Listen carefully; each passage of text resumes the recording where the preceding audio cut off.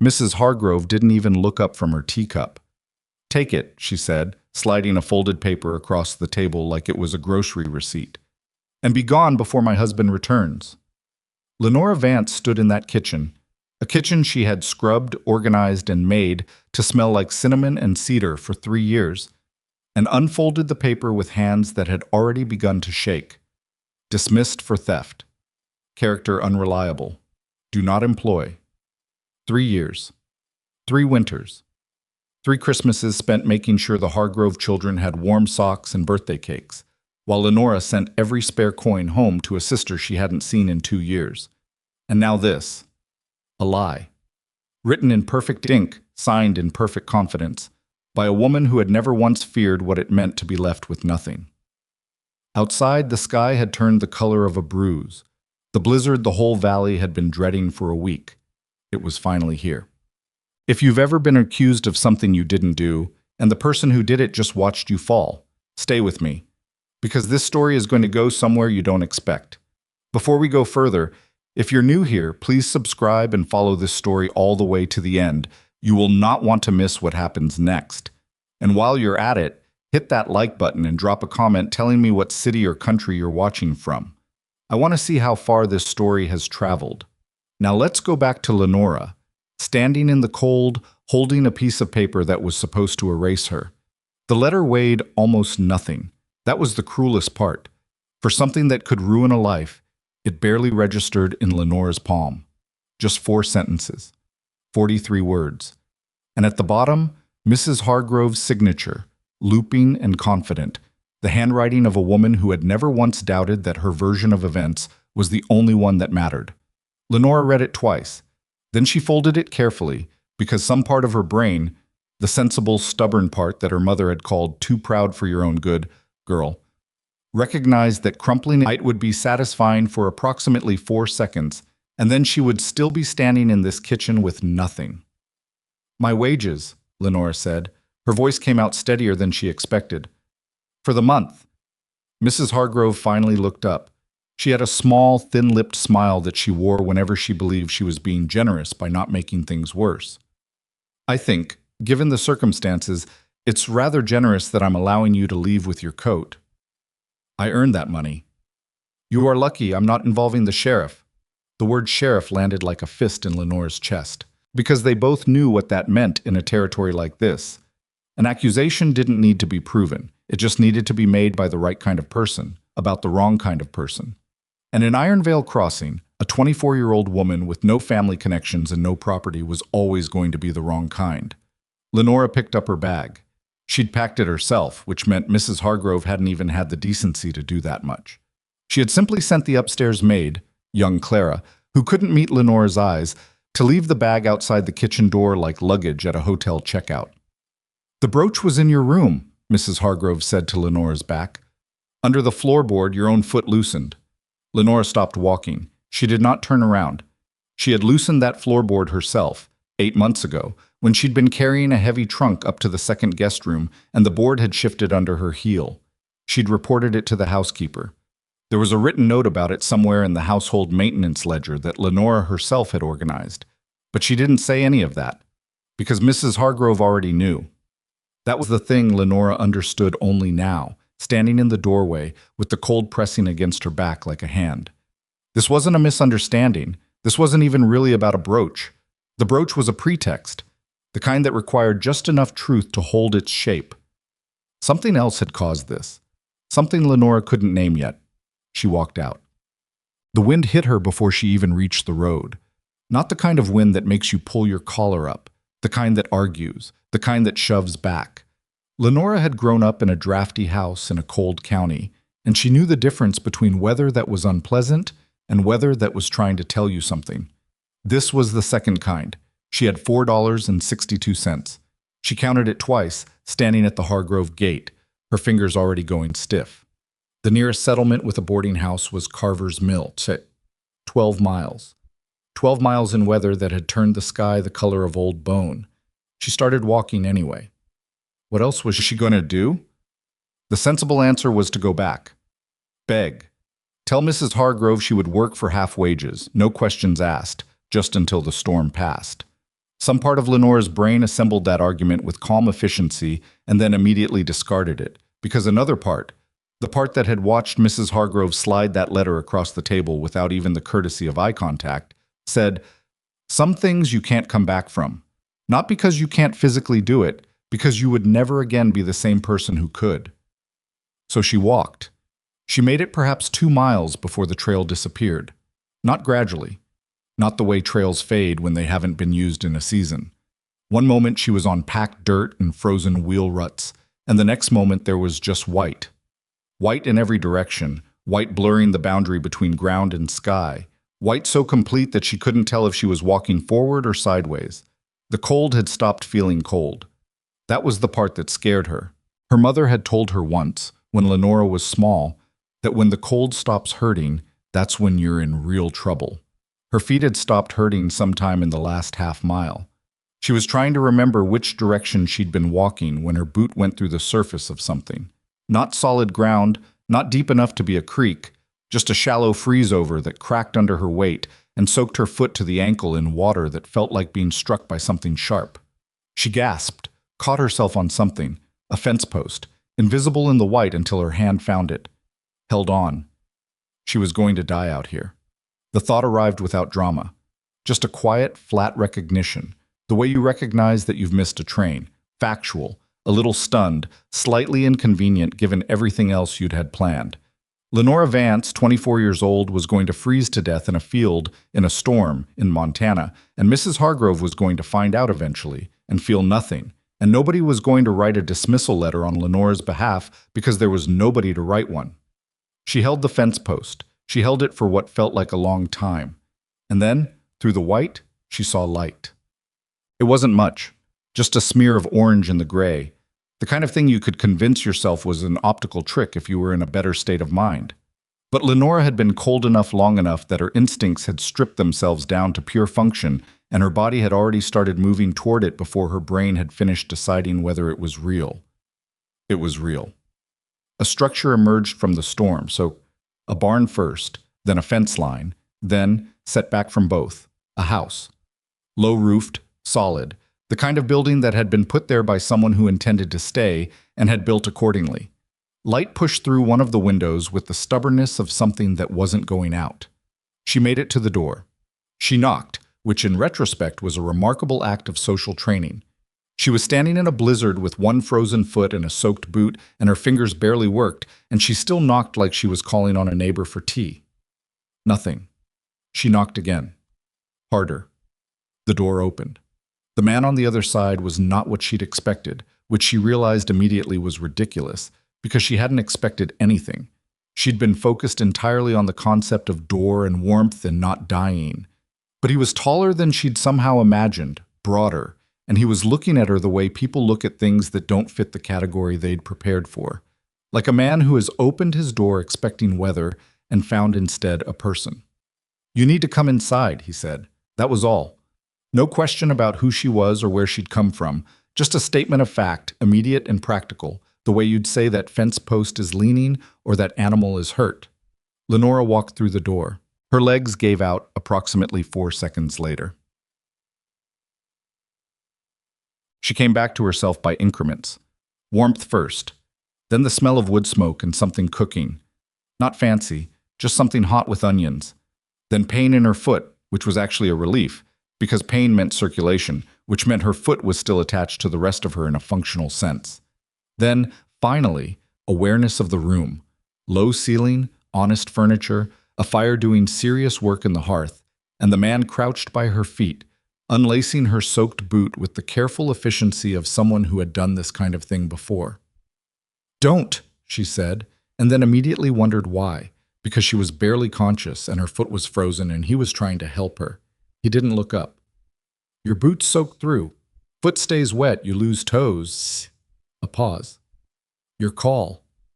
She didn't say anything else. He got the boot off. Then the wet stocking. He didn't make a production of any of it. No commentary, no reassurance, no performance of concern. He simply wrapped her foot in something dry, stood up, and went to whatever was cooking on the stove. "You got a name?" he asked from across the room. "Lenora Vance." "Where were you heading?" "Carver's Mill." a pause that was longer than she expected. In this. It wasn't a question, but it held the weight of one. I didn't have a choice, she said. He brought her a tin cup of something hot.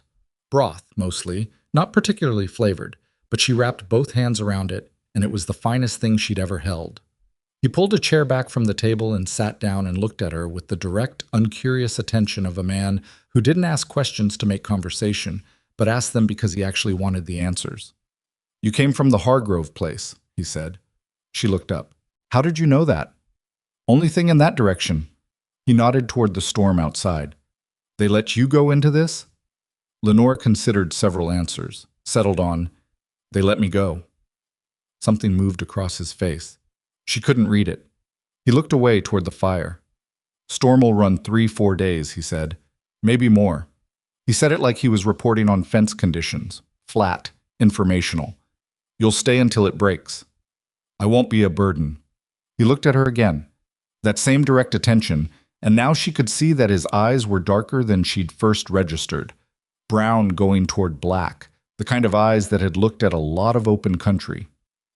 I didn't say you would be, he said. I said you'd stay. Lenora wanted to argue. She had the argument fully assembled. The one about preserving her dignity and not accepting charity from strangers and maintaining the kind of independence that was the only real protection a woman in her position had. She'd given that argument to herself regularly over the past 3 years, whenever circumstances pushed against the thing she most feared becoming. Someone who needed to be rescued. But her foot was wrapped in his dry cloth and she was holding his cup and the storm outside had gone full dark and she had $4.62. She drank the broth. He didn't say anything else that night, just moved around the cabin with the quiet economy of a man accustomed to being alone, banking the fire, checking the bar on the door against the wind. At some point he put a blanket on the other side of the room and told her the bunk was there if she needed it, without any ceremony about it. And then he went to sleep. Lenora sat by the fire for a long time. She didn't know this man's name yet. She didn't know anything about him. She was alone in a stranger's cabin in the middle of a blizzard with a soggy boot and a dismissal letter and no prospects and no plan. And yet, the fire was warm, the cup had been full, and when she'd started to fall, the door had opened. She didn't have a word for what that meant yet. She wasn't sure she needed one.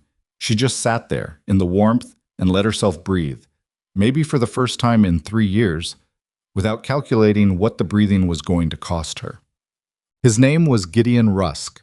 She found this out in the morning when the storm was still going and the light through the window was the flat gray of something settling in for the duration, and he was already up and had already been outside and came back and stamping snow off his boots with the resigned air of a man checking on animals he'd known were going to need checking on. Gideon Rusk, he said when she asked, like the name required no additional context. How long have you been out here? 9 years? He hung his coat. Give or take.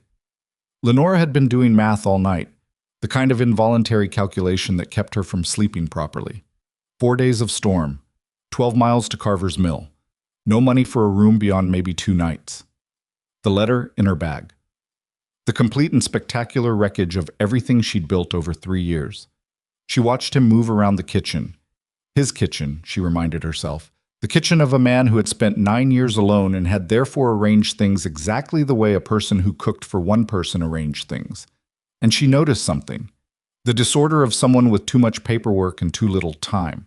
Not in the cooking area, which was spare and organized, but on the table in the back of the room, pushed to one side.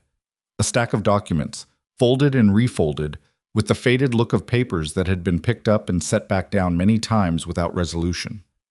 Survey documents, she thought. Boundary documents of some kind. She recognized them the way you recognize a pattern you've seen before in a different context. May I? She asked. He turned and looked at what she was pointing at. Something crossed his face. Not quite embarrassment, but something adjacent to it. That's a land matter. Nothing you need to concern yourself with. I managed the Hargrove household accounts for 3 years, Lenora said, including their property documents. He was quiet for a moment. Then, the Hargroves owned 3,000 acres and 2 mill leases. Yes, she said. I know. He looked at her across the kitchen. She looked back. Outside, the storm hit the side of the house with a sound like something that intended to stay. He said, finally, You can look. Lenora pulled the stack toward her. It took her 40 minutes. Not because the documents were complicated. They were actually quite clear once you knew what you were looking at, which was precisely the problem. Because the person who had drawn these boundaries had been counting on the landowner not knowing what he was looking at. Every place the document was ambiguous. The ambiguity favored the same direction. Every place a landmark was referenced, the landmark was described by the term most likely to cause confusion. This wasn't an unclear survey. This was a survey that had been made to look unclear, by someone who had known exactly what they were doing. Lenora set down the last page. She sat for a moment with the particular stillness of someone who has just understood something that changes the entire shape of what they thought they were looking at. "Mr. Rusk," she said. He was at the stove. He didn't turn around immediately, the way people don't turn around when they're braced for news they already half expect. "Someone is trying to take your land," Lenora said. He turned. "And they almost had me convinced it was legal," she said. "But it isn't, and I know exactly where to look for the proof."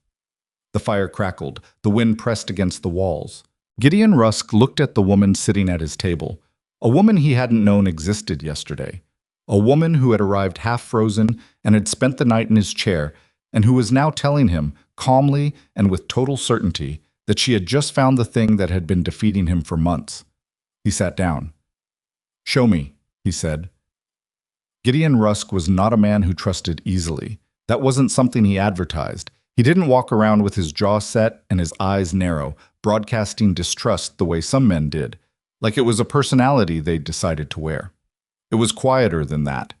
It was the way he listened to people without quite relaxing, the way he answered questions with the minimum number of words required. The way 9 years ago he had moved out to this particular piece of land, 12 miles from anything, accessible by a road that turned murderous in bad weather, and had not once, in all that time, felt the absence of company enough to do something about it. He trusted his animals. He trusted weather patterns. He trusted the particular creak of his roof that meant the east wind was shifting before the temperature dropped. He did not, as a rule, trust strangers who arrived through blizzards. And yet he was sitting at his own table, watching a woman he had known for less than 12 hours draw a precise line with her finger along the edge of a boundary document he had been staring at for months without understanding, and he was listening to every word she said. "This landmark," Lenora said. She didn't look up. "The document calls it the secondary cedar stand at the ridge junction. You see how that sounds like it could be 2 or 3 different places?" "It sounds like it could be half the ridge," Gideon said. "Exactly, but it doesn't have to.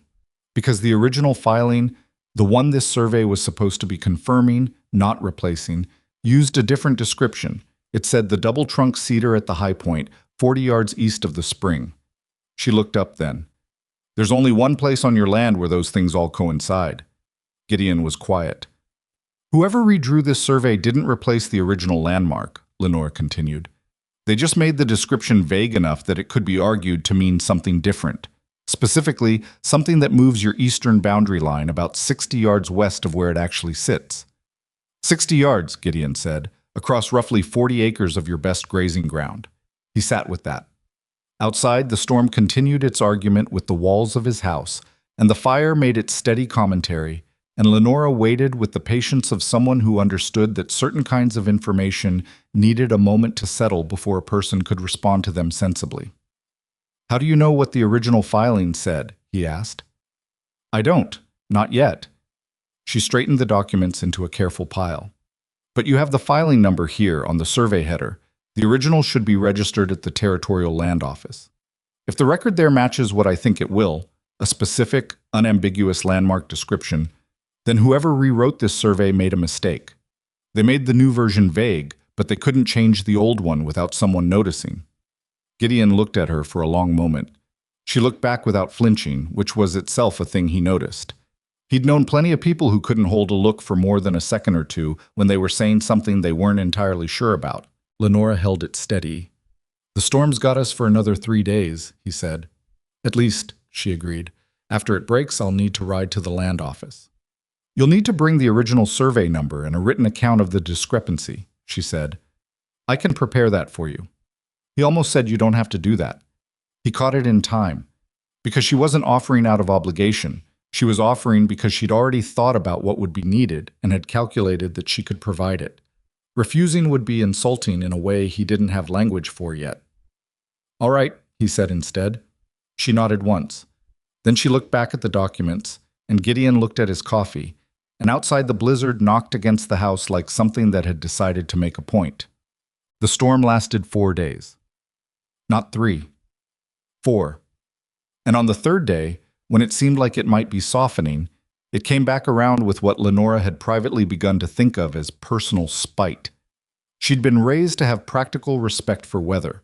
Her mother had drilled that into her the same way she'd drilled frugality and letter writing. But this particular storm felt like it had an agenda.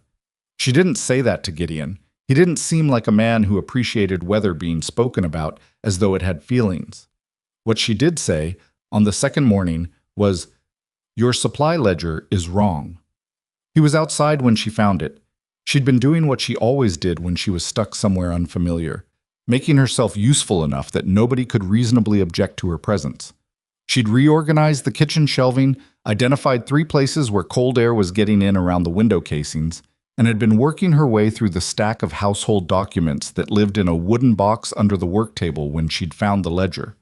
She'd been reading it for an hour when Gideon came back in. "Your supply ledger is wrong," she said again when he'd hung up his coat and turned around. He looked at the ledger open on the table. His face did the thing it did, the very slight tightening that she was starting to recognize as his version of a reaction. "Harmon's been supplying this ranch for 6 years. Harmon has been overcharging this ranch for at least the last 3. She turned the ledger so he could see the column she'd marked. Feed prices, specifically. He's been invoicing you for grade A grain at a price about 12% above what grade A grain has been selling for in this territory. Consistently, for 31 months. Gideon came to the table. He looked at the column. He looked at it for a while. "Could be a different source," he said. "Prices vary. I checked his invoices against the market records in your old copies of the Ironvale Gazette." She pulled a small stack of newspapers from the corner of the table. "You keep them. I didn't know if you'd want me to go through them, but you went through them." "I did." She met his eyes. "I'm sorry. I should have asked first." He was quiet for a moment that had some texture to it. Not quite irritated, not quite fine, something in the middle that she couldn't fully read. Then he said, "What did you find?" "That Harmon's prices and the market prices never matched. Not once. Not even close." He sat down.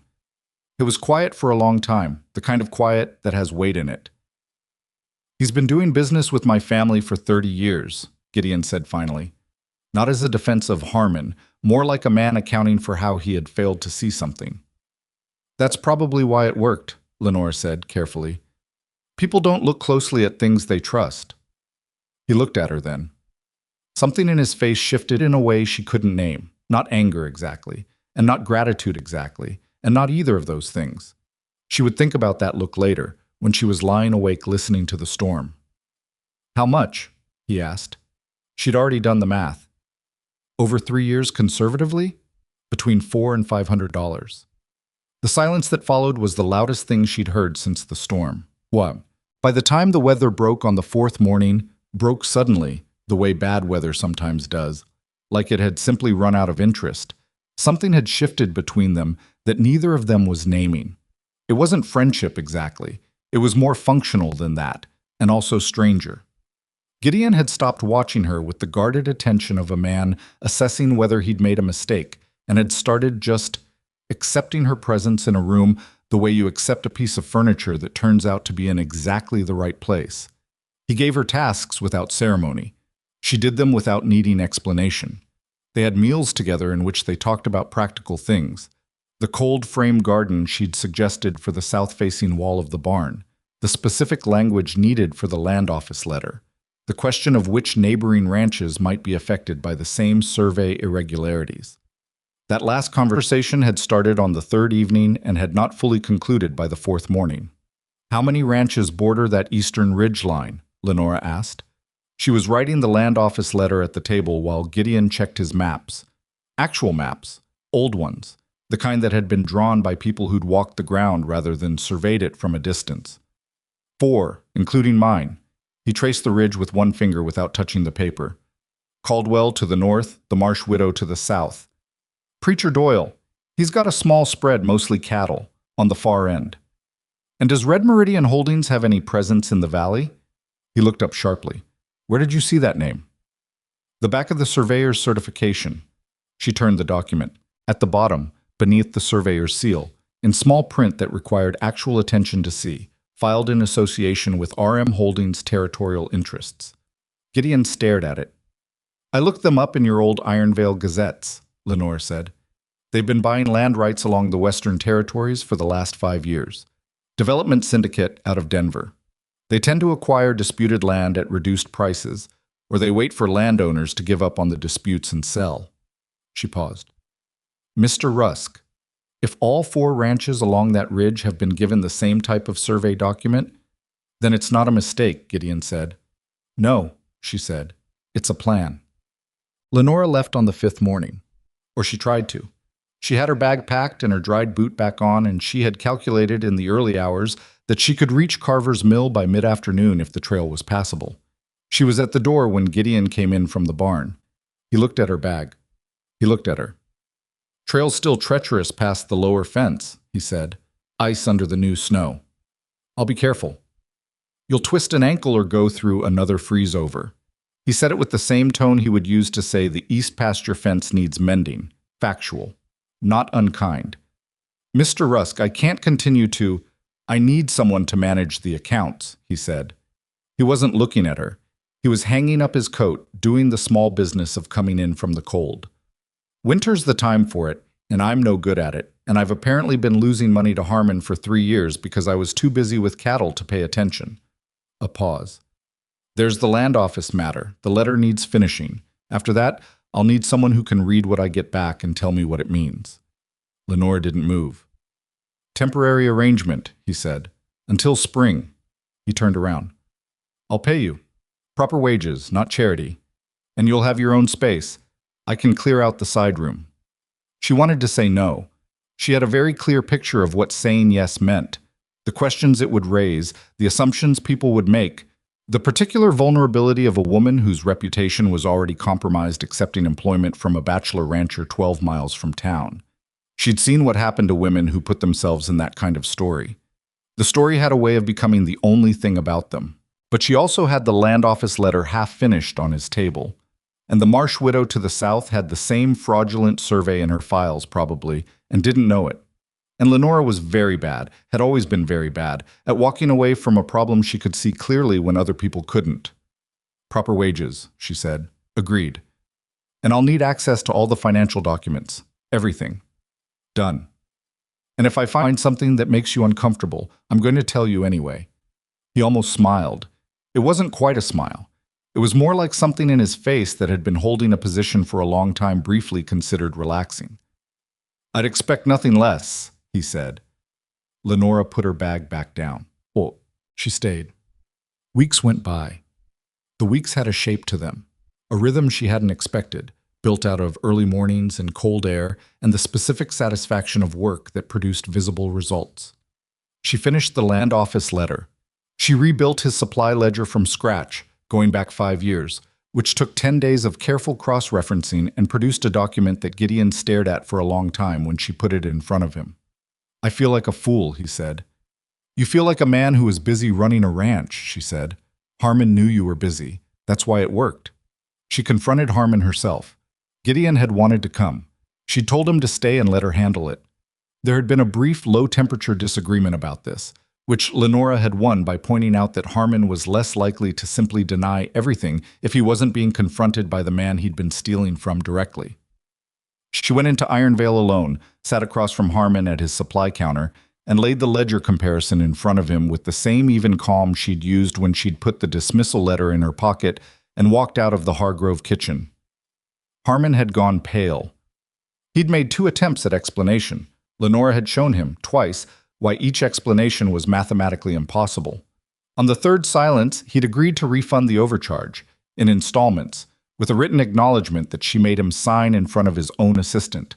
She drove back to the ranch with a signed document in her bag and Harmon's first installment check, and the particular feeling of someone who has done a thing that needed doing. When she told Gideon, he was quiet for a moment. Then he said, "You didn't need me there at all." "No," she said, "but you would have made it harder. Because I'd have gotten angry. Because you'd have gotten angry." She put the check on the table. "That money is yours. Start a separate account at the Ironvale Bank and don't run it through Harmon's books." He picked up the check, looked at it, set it down. "Lenora," he said. She looked up. He almost never used her name. She'd noticed that. The way he more often just started talking or moved near her without preamble, because he was a man who'd spent a long time not needing to use names. "Thank you," he said. It was so plainly said. No performance in it, just two words with nothing else attached to them, and somehow that was worse than if he'd made a speech, because she felt it somewhere she hadn't expected. "You're paying me," she said, which was the least useful response available, and they both knew it. He nodded and picked up the check again and went to find an envelope, and Lenora looked at the fire for a moment before going back to the cold-frame garden plans she'd been drawing up, and neither of them said anything more about it. The cold-frame garden was her idea and her design, but Gideon built it. She hadn't asked him to. She'd drawn the plans and noted the materials, salvaged window glass for the covers, cedar frames treated against rot, angled toward the winter sun, and left the drawing on the table. 3 mornings later, she came out to find him in the spot she'd indicated, working. He didn't comment on it. She didn't comment on it. The garden went up in 4 days. By February, it was producing spinach and early kale, which reduced their dependence on preserved food by a meaningful amount. Lenora began keeping a separate ledger for the garden, what it cost to build versus what it would have cost to buy equivalent produce through the winter. She showed it to Gideon at the end of the month. He looked at the numbers. "You think about things in ledgers," he said. "It's how I know if something is working. And if the numbers are good, then the thing is working. What if the thing is working but the numbers don't capture it?" She looked at him. "What do you mean?" He shrugged, the minimal one-shoulder shrug of a man who wasn't sure he should have started the sentence. "There are things the ledger doesn't count. The smell of something growing in winter, looking out the window and seeing green." He paused. "I haven't looked out that particular window in years. Now I do." Lenora didn't know what to do with that, so she wrote intangible value, significant in the margin of the ledger as a joke. And Gideon looked at it, and this time it was a real smile, brief, slightly surprised, like something that had happened without his full permission. She went back to her numbers. He went back to his. But she found herself thinking about it later. The window, the green, the fact that he'd noticed. It was a woman named Ruth Caldwell who said it first.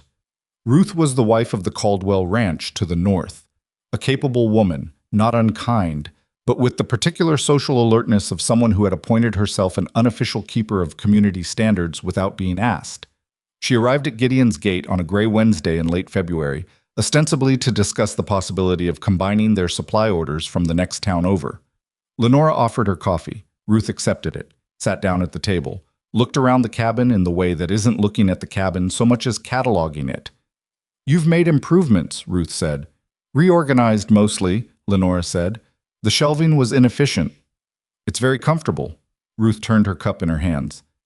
"You're planning to stay on then?" "Through spring," Lenora said, "to help with the accounts and the land dispute." "The land dispute." Ruth nodded slowly. "I've heard Gideon has someone helping him with that." "Yes." Ruth looked at her directly. She had the kind of eyes that had made decisions before the conversation finished. "You understand how it looks," she said. Lenora didn't pretend she didn't understand. "I expect I do."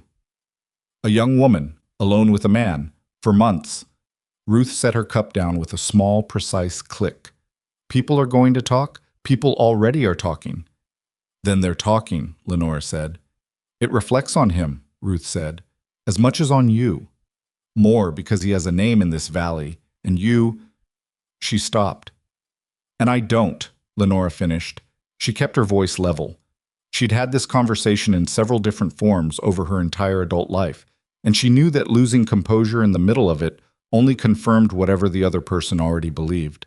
"I'm not trying to be unkind," Ruth said. "I know you're not. But someone needs to say it." "Someone has now," Lenora said. "Would you like more coffee?" Ruth left an hour later with a supply order arrangement that Lenora had worked out for her on the spot. Better pricing, combined freight costs, a savings of roughly $30 a season. Ruth was practical enough to accept it, and Lenora thought honest enough to feel slightly conflicted about accepting it from the same woman she'd just attempted to socially pressure. That evening, Lenora told Gideon about the visit. Not the Ruth Caldwell part, the supply arrangement part. She told him she'd set up a combined order system with the neighboring ranch and showed him the numbers. He looked at the numbers. Then he looked at her. "Why do I get the feeling you left something out?" She straightened her papers. "The arrangement is solid. You'll save money." Lenora. She stopped straightening. "Mrs. Caldwell expressed some concern about the arrangement here. My presence." His jaw set slightly. "What kind of concern?" "The usual kind." She kept her eyes on the table. "She's not wrong about how it looks, Gideon. You know she's not." He was quiet for a moment. "What she thinks and what's true are two different things. In this valley, they often aren't." She looked up at him. "I'm not bothered by what she thinks of me. I'm bothered by what she thinks of you. I can handle what Ruth Caldwell thinks of me." "You have to live here after I'm gone," Lenora said. "I don't." That landed somewhere. She could see it. He didn't answer right away. He looked at the fire, then at the wall, then back at her, and his face had that particular flatness that she'd learned meant something was going on underneath that he hadn't decided whether to give words to yet. "You let me worry about that," he said finally. She didn't argue, but she filed the conversation away in the same place she kept the others. The growing collection of things between them that neither of them was naming, but that both of them, she was certain, could feel accumulating. In March, she found the Marsh widow. Or rather, she went looking for her. Margaret Marsh was 61 years old and had been running her late husband's ranch alone for 4 years, which meant she was either formidably competent or genuinely exhausted. And when Lenora arrived at her gate on a clear morning with a copy of her own land boundary analysis, she found Margaret in the barn mending a harness with the focused quiet of a woman who had run out of people to help her and had adjusted accordingly. Lenora showed her the analysis. Margaret read it carefully. She was methodical. She read each page completely before moving to the next, which Lenora respected. When she finished, she sat with it for a moment. "This is my survey document," she said. "This is my boundary line." "I believe so," Lenora said. "And I believe the same irregularity was introduced into your survey as into Gideon Rusk's." "Gideon Rusk sent you?" "No," Lenora said. "I came myself." Margaret looked at her, a long, measuring look that had none of Ruth Caldwell's social anxiety in it, and all of the directness of a woman who'd had 4 years to stop caring about performing things she didn't feel. "You're the one living at his place," Margaret said. "I'm managing his accounts and his land documentation. Yes." "And you came out here on your own." "Someone needed to," Lenora said.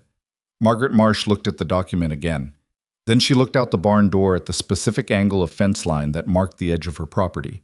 4 years of fighting to hold it together, 4 years of knowing something was wrong without being able to name it. "What do you need from me?" she asked. "Your original land filing number," Lenora said, "and whatever documentation your husband kept from when the boundary was first established." "I've got a box of it in the house," Margaret said. She was already getting up. "Come in. I'll put coffee on." Lenora followed her inside, and in the back of her mind, something was assembling itself. The shape of an idea that was larger than one land dispute, larger than two, something that would require all 4 ranches, and a land commissioner, and a room full of documents that Lenora had not yet finished gathering. She didn't say anything about it yet, but she was already counting what she would need. April came in cold and argued with itself for 2 weeks before deciding to be spring. In those 2 weeks, Lenora reached Preacher Doyle's ranch, found the same survey irregularity in his files, and came home with his filing documents and a handshake agreement to share information. She organized all 4 ranches' original filing records into a single analysis. She cross-referenced every discrepancy. She wrote a 40-page consolidated argument that identified the pattern, named the method of manipulation, and traced the dates of the survey modifications to a window of time that matched almost exactly the period when Red Meridian Holdings had first filed territorial interest claims in the Iron Vale Valley. She did all of this at Gideon's table, mostly in the evenings, working by lamplight while he read or maintained equipment nearby.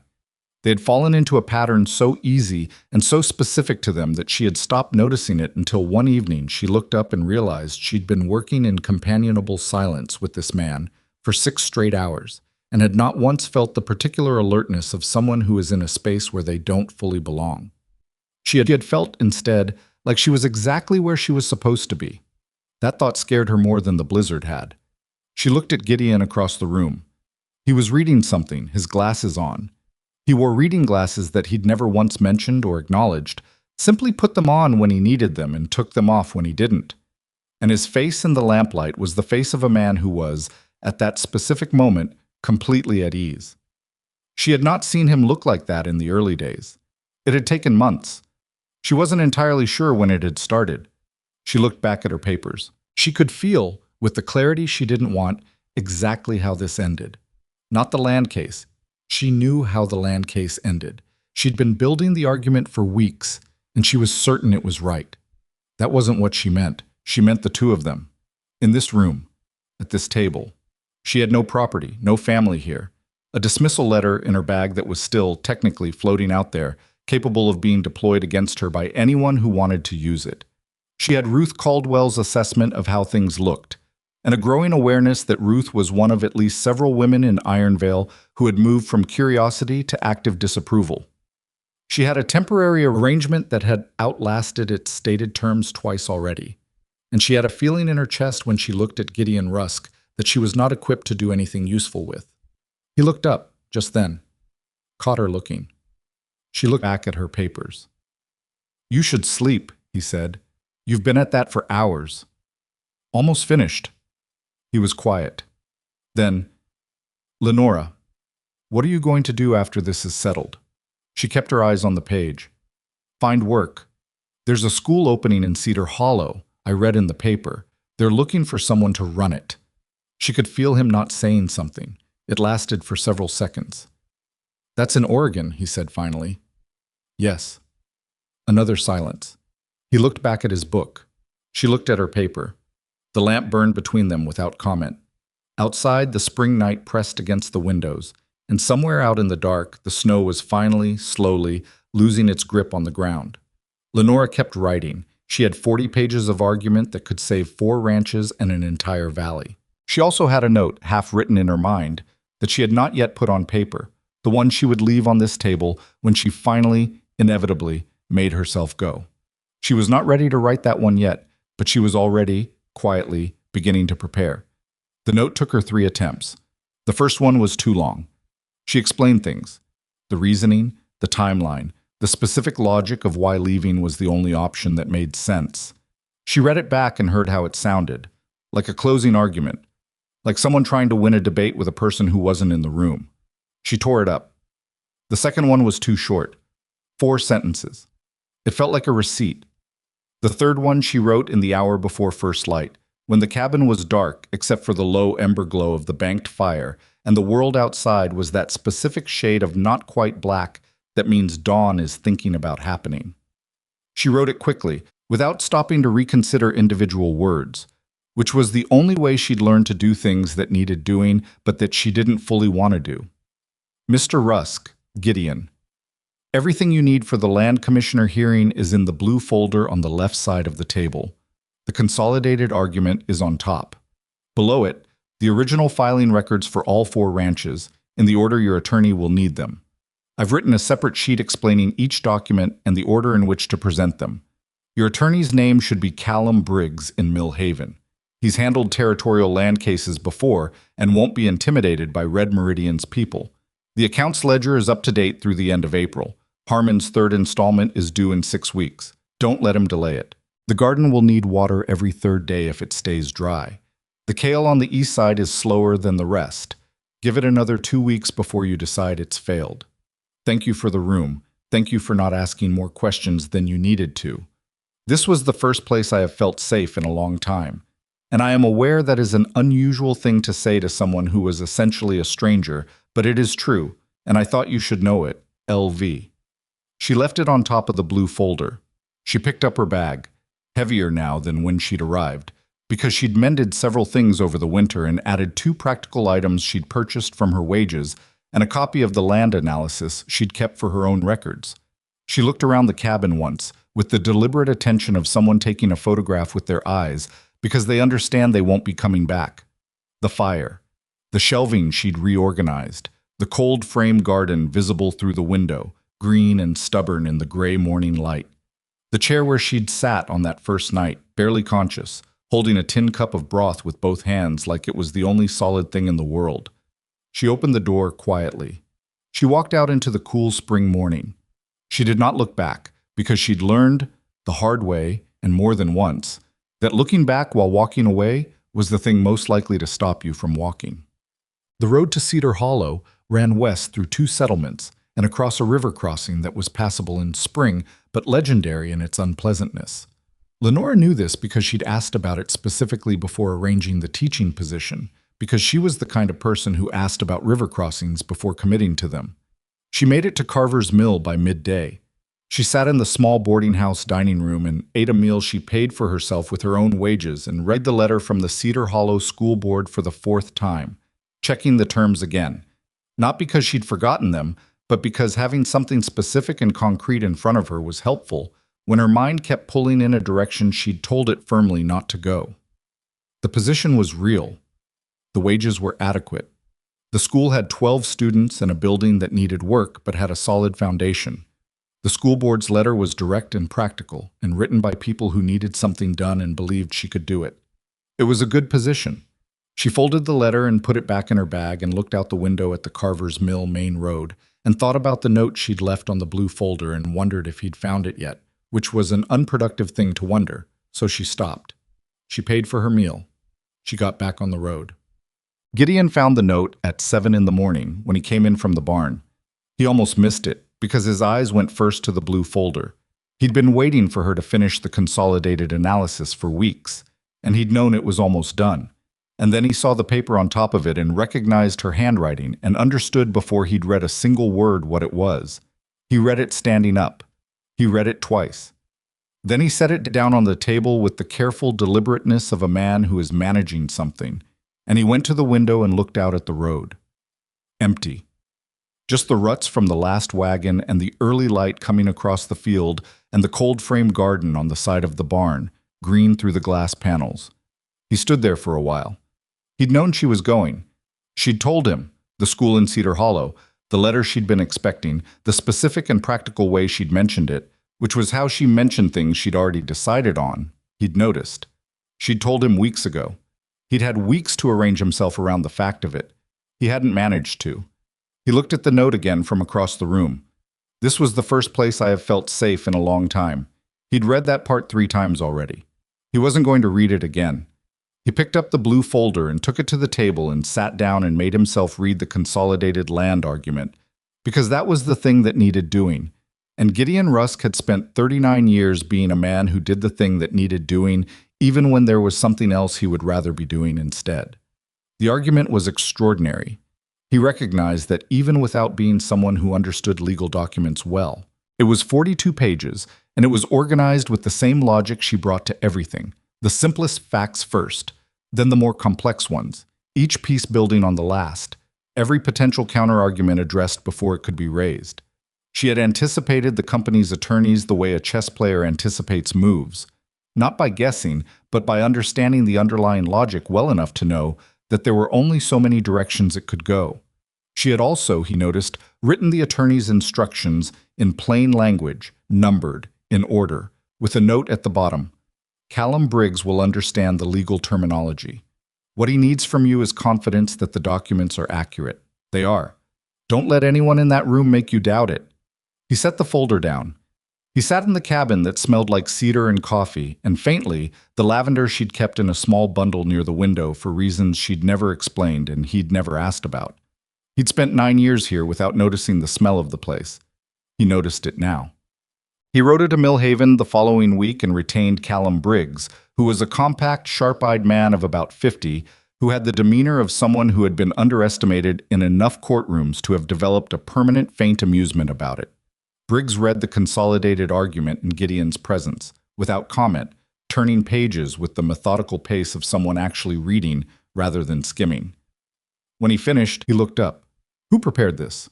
he asked. "Woman named Lenora Vance," Gideon said. "She's an attorney?" "No." Briggs looked back at the document. "She should be." He turned to the page with the cross-referenced survey dates.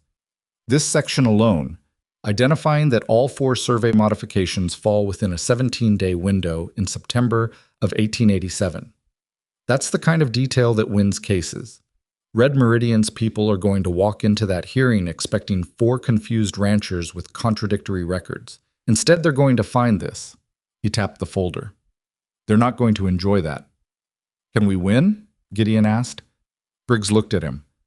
"Mr. Rusk, if the commissioner is doing his job with this documentation, yes. The question is whether Red Meridian will try something else before the hearing." "Like what?" "Like making an offer," Briggs said. "Sometimes they do. A partial buyout presented as a settlement. Sounds like a reasonable compromise until you realize you're giving up exactly the ground they wanted from the start." He paused. "Has anyone approached you?" Gideon thought about it. "A man came out to the ranch in March, said he was from a land assessment company, asked if I'd be interested in selling the east acreage." "What did you tell him?" "I told him I wasn't selling anything and to get off my land." Briggs nodded once, satisfied. "Good answer. Keep answering that way." He closed the folder. "I'll contact the other 3 ranches. We'll need them all present at the hearing, and I'll need affidavits from each confirming their original boundary claims." "I can arrange that," Gideon said. "And this Lenora Vance, is she available to testify as the person who prepared the analysis?" Gideon was quiet for a moment. "She's in Cedar Hollow now, Oregon." Briggs looked at him. He was the kind of man who noticed pauses. "Could she be reached by letter?" "Yes," Gideon said. She could. He wrote the letter that evening in the small room at the Millhaven boarding house, and he wrote it with the careful attention of a man who was very aware of the gap between what he wanted to say and what he was going to say. What he wanted to say was not something he'd fully articulated even to himself yet, which meant he certainly wasn't putting it in a letter. So he wrote what was appropriate. The hearing date, Briggs's name and assessment, the question of whether she would be available to provide a written affidavit confirming her methodology. He thanked her for the consolidated argument. He noted that the kale on the east side was indeed slower than the rest, as she'd predicted, but appeared to be recovering. He almost crossed that last part out. Then he left it in. He sent the letter. He rode back to Ironvale and told himself the silence in the cabin was just the silence he'd lived with for 9 years, and that there was no particular reason it should feel different now. The hearing was set for the 3rd week of June. In the weeks between, something happened in Ironvale that Gideon hadn't anticipated, and that Lenora, had she been there, might have predicted. People started asking about her, not Ruth Caldwell, whose opinion had not evolved, but others, Margaret Marsh, who had told the story of Lenora's visit to her barn to 3 different people, all of whom had passed it along.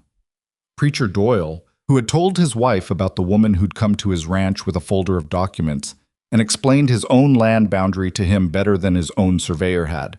Farmers' wives who'd heard, secondhand, about the supply arrangement Lenora had negotiated with Ruth Caldwell, which had quietly saved several neighboring households. Money they hadn't known they were going to save. The question wasn't asked directly, because it was Ironvale and people in Ironvale did not ask direct questions about other people's arrangements. But Gideon felt it in the way conversations paused when her name came up. The way Margaret Marsh looked at him at the combined supply delivery and then looked away without saying the thing she'd been about to say. The way Caldwell himself, big, quiet Frank Caldwell, who had been skeptical of the whole unified land claim idea until Briggs had laid out the strategy, said, after a long meeting at the Caldwell Ranch, "That woman thought of everything." "Yes," Gideon said. "You going to tell her that?" Gideon looked at his coffee cup. "There's a letter situation," he said, which was the most he was going to say about it, and Caldwell, who was a perceptive man when he bothered, let it go some. Lenora's reply arrived 10 days before the hearing. It was 3 pages. The first 2 were the affidavit, clean, precise, methodological, exactly what Briggs had asked for.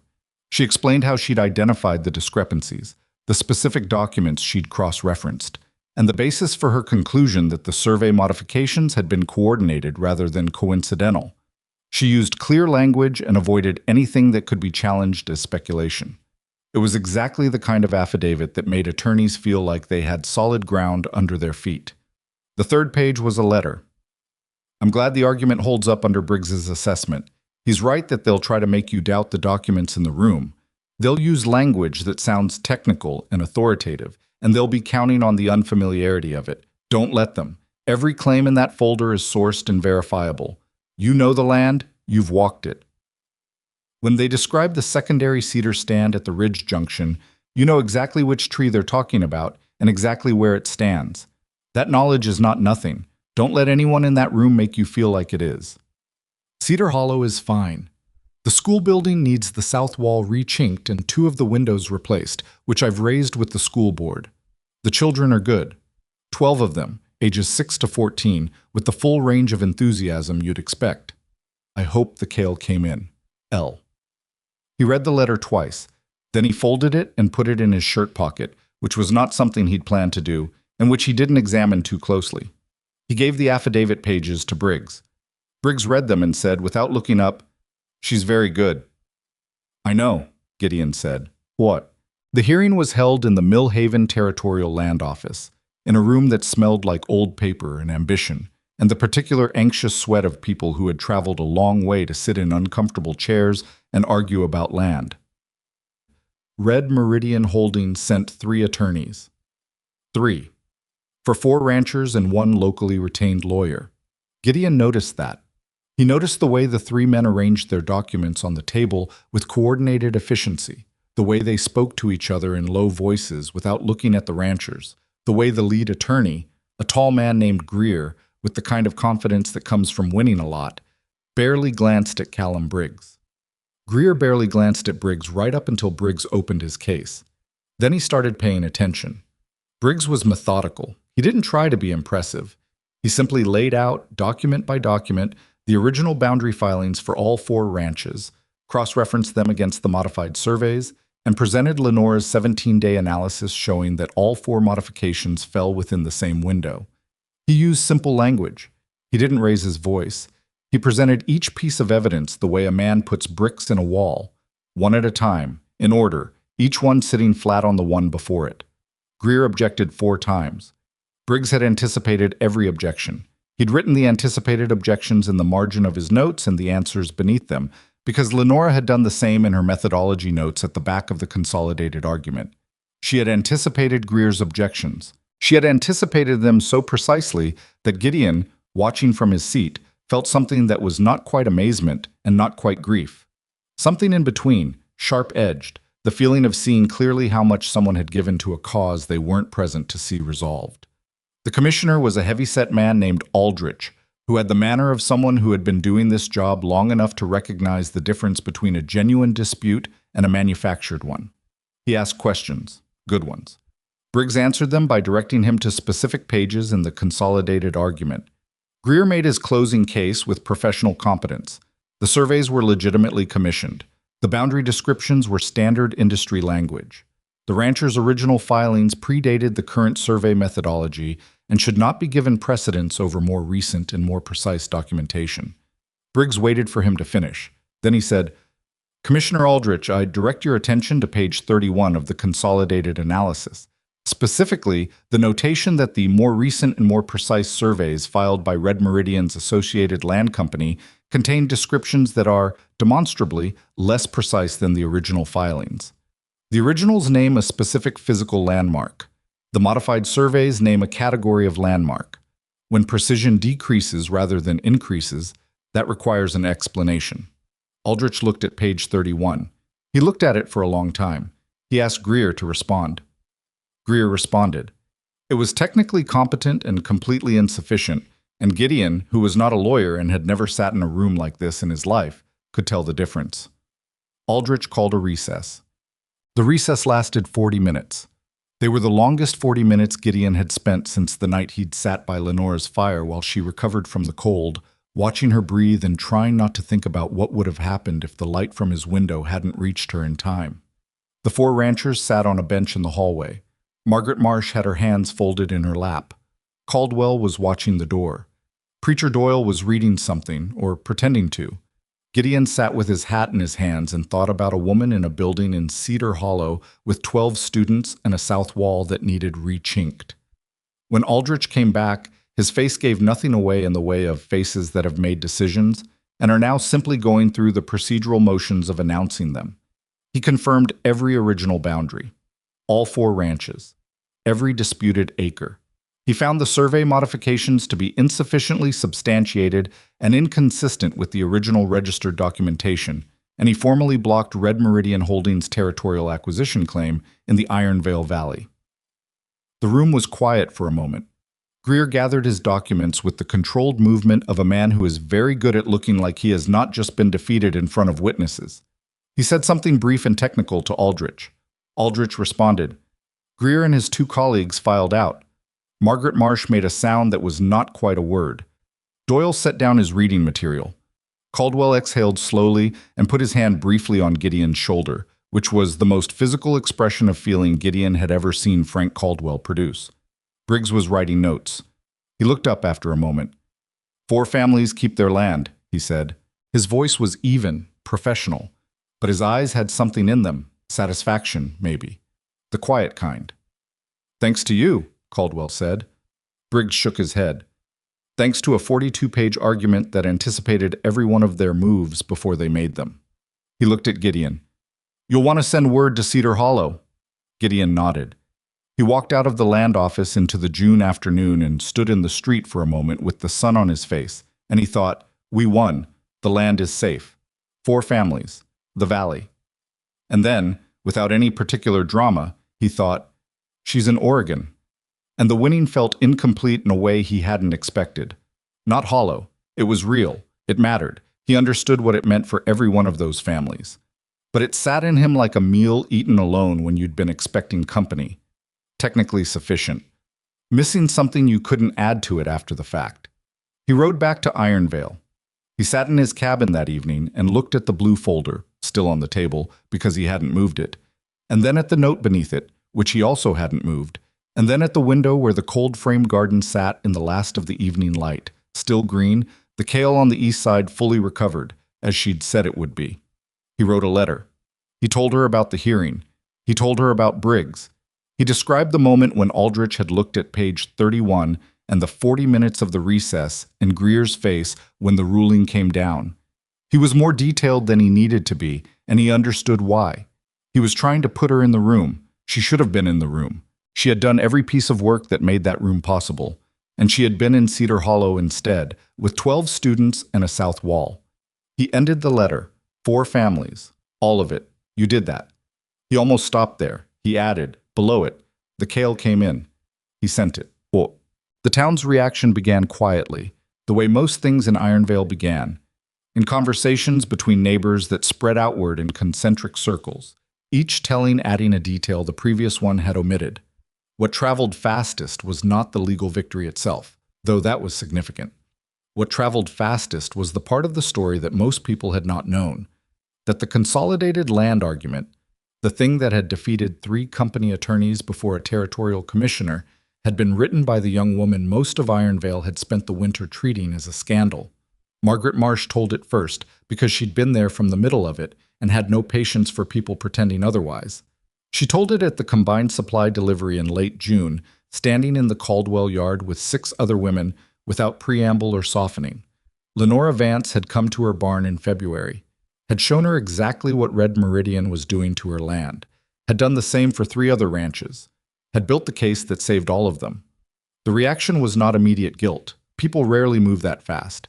It was more like a shift, a gradual rearrangement of the picture. The same facts, relit. Ruth Caldwell was quiet at that supply delivery in a way that was different from her usual quietness. She stood at the edge of the group and listened to Margaret and did not say anything, which was notable enough that Gideon, standing nearby, watched her face the entire time. On the ride back, Frank Caldwell said to him, "Ruth's taking this harder than she's letting on." "She's not the only one," Gideon said. Caldwell looked at him sideways. "You going to go get her?" Gideon watched the road ahead. "I haven't figured out what I'd say." "You've never struck me as a man who needs to rehearse," Caldwell said. "This is different." "Is it?" Gideon didn't answer. The road ran out ahead of them toward the ranch. and the afternoon light came across the field the way it did in late June, long and golden, and making everything look more permanent than it was. He had thought, when she left, that he would eventually settle back into the shape of his life before her. He'd done it before. Had things change and then adapted, had people leave and then found his way back to the version of himself that didn't need them. He was experienced at it. But the months had passed since that April morning, and the shape he kept trying to settle into didn't hold. There was a gap in it, specific, Lenora-shaped. He'd tried to pretend the gap was about the work, the accounts, the analysis, the systematic organization of everything she'd touched. But the accounts were current, the garden was fine, the land was saved, the practical need for her had concluded. And yet, at 7 in the morning, when he came in from the barn, something in him still registered the silence of the kitchen as wrong. Not empty. It was physically the same kitchen it had always been, but wrong. Like a sentence with the last word missing. He'd spent 9 years choosing solitude. He'd chosen it deliberately, after the thing that had cost him the future he'd been building toward, the details of which he kept in the same locked room where most men kept their worst winters. He'd chosen it because the alternative was wanting something he'd convinced himself he no longer wanted. Then she'd walked through the door, half frozen in a blizzard, and had sat at his table and had looked at his most confusing documents and had understood them in 40 minutes. And she'd looked at him with no particular awe and no particular wariness, and had simply said, "Show me." He'd shown her. He'd shown her more than the documents. Not intentionally, but she was the kind of person who paid attention. And he was, it turned out, the kind of person who didn't know how to hide things from someone who was actually looking. He needed to write the letter that said the things he hadn't been putting in his letters. He sat down that evening. He started 3 times. The 4th time, he stopped trying to be careful about it and just wrote what was true. He'd spent 9 years believing that the peace of living alone was the same thing as being at peace. He'd held that belief all through the winter, even as she changed everything around him. He'd held it through her leaving. He'd held it through the hearing and the victory and the hollow evening after. He wasn't holding it anymore, because he'd finally understood the difference, not theoretically, but in the specific physical way you understand the difference between two things when you've had both and lost one. An empty house and a peaceful house were not the same thing. He had one. He wanted the other one back. He wrote the letter. He didn't send it. Not yet. Not because he'd changed his mind, but because some things deserved more than a letter. And he had known for a while now, longer than he'd been willing to admit, that he was going to have to get on his horse and ride west, and that the only real question had always been when.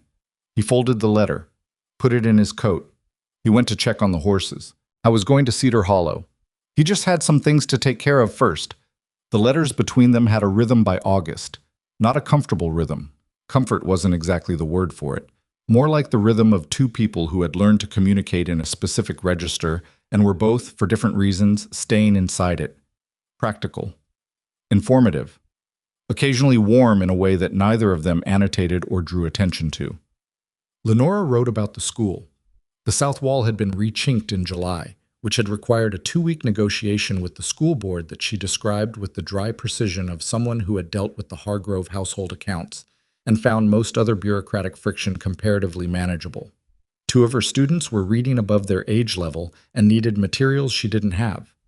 One student, a 9-year-old named Thomas, who came to school every day in boots 2 sizes too large, and with the expression of someone who had already decided the world was mostly disappointing, had over the course of 6 weeks decided that numbers were interesting, which she described as the most professionally satisfying thing that had happened to her in years. Gideon wrote about the ranch, the east pasture fence, the second cutting of hay, which was better than the first, Harmon's installment payments, which were arriving on schedule, a fact he noted without comment, and which she understood to mean he found it faintly satisfying in a way he wasn't going to admit. He wrote about a coyote that had been testing the chicken enclosure for 3 weeks, and that he had finally, definitively, persuaded to find somewhere else to be. He did not write about the letter in his coat pocket. She did not write about the fact that she had read his letter about the hearing. 4 families. All of it. You did that, approximately 11 times in the first week after receiving it, and had spent an embarrassing amount of time sitting with those words in a way that was not strictly professional. They were, in other words, conducting an extremely thorough correspondence about everything except the thing that mattered most. This continued through August and into September, and might have continued indefinitely, with both of them becoming increasingly skilled at the particular discipline of saying almost enough without quite saying it, except that in the second week of September, three things happened in close enough succession that they functioned together as a kind of reckoning. The first was a letter from Margaret Marsh.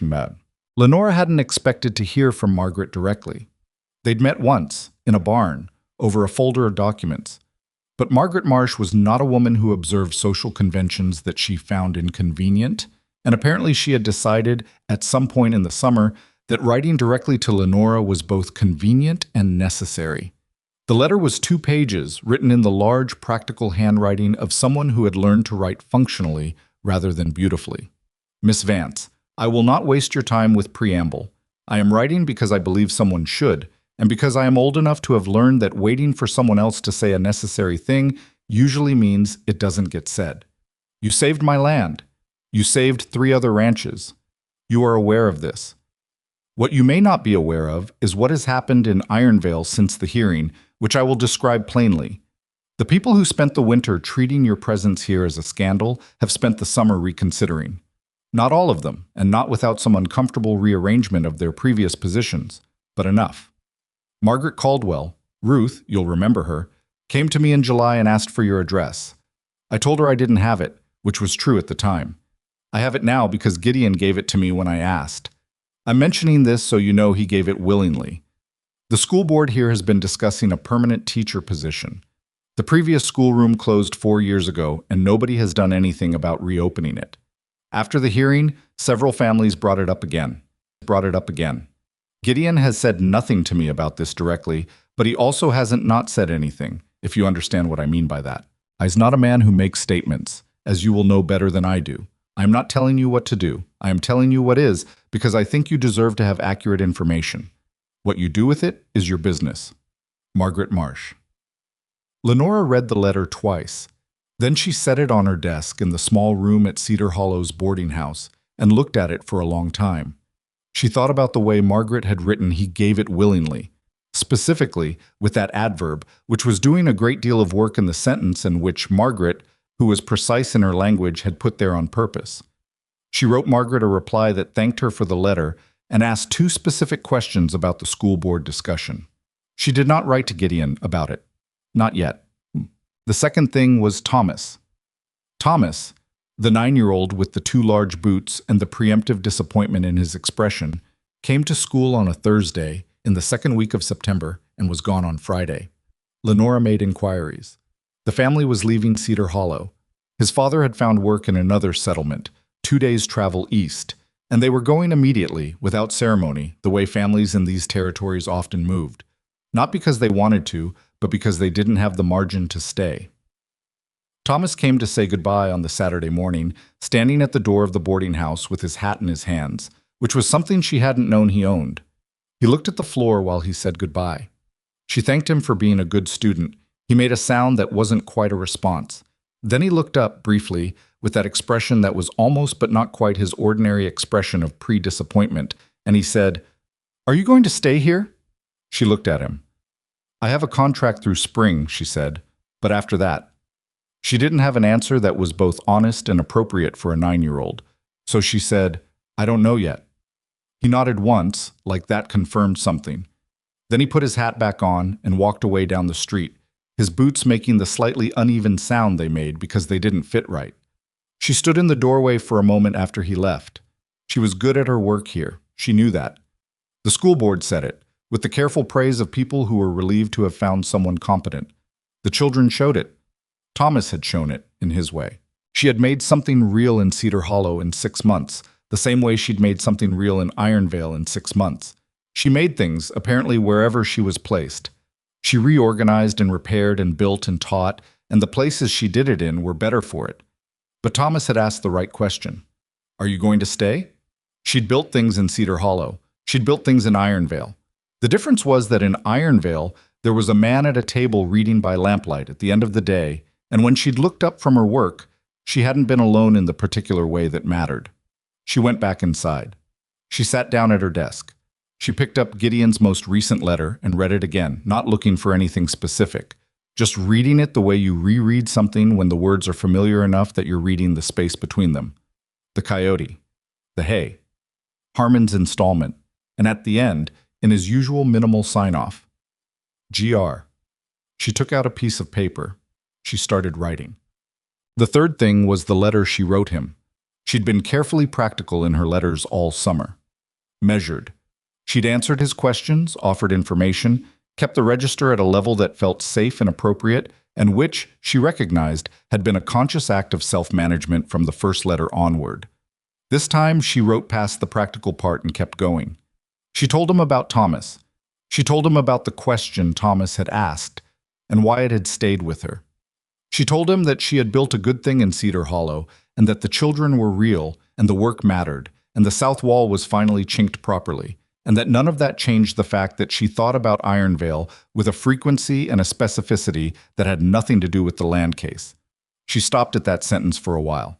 Then she wrote, "I left because I thought it was the right thing to do for you. I want to be honest about that. It wasn't because I wanted to go.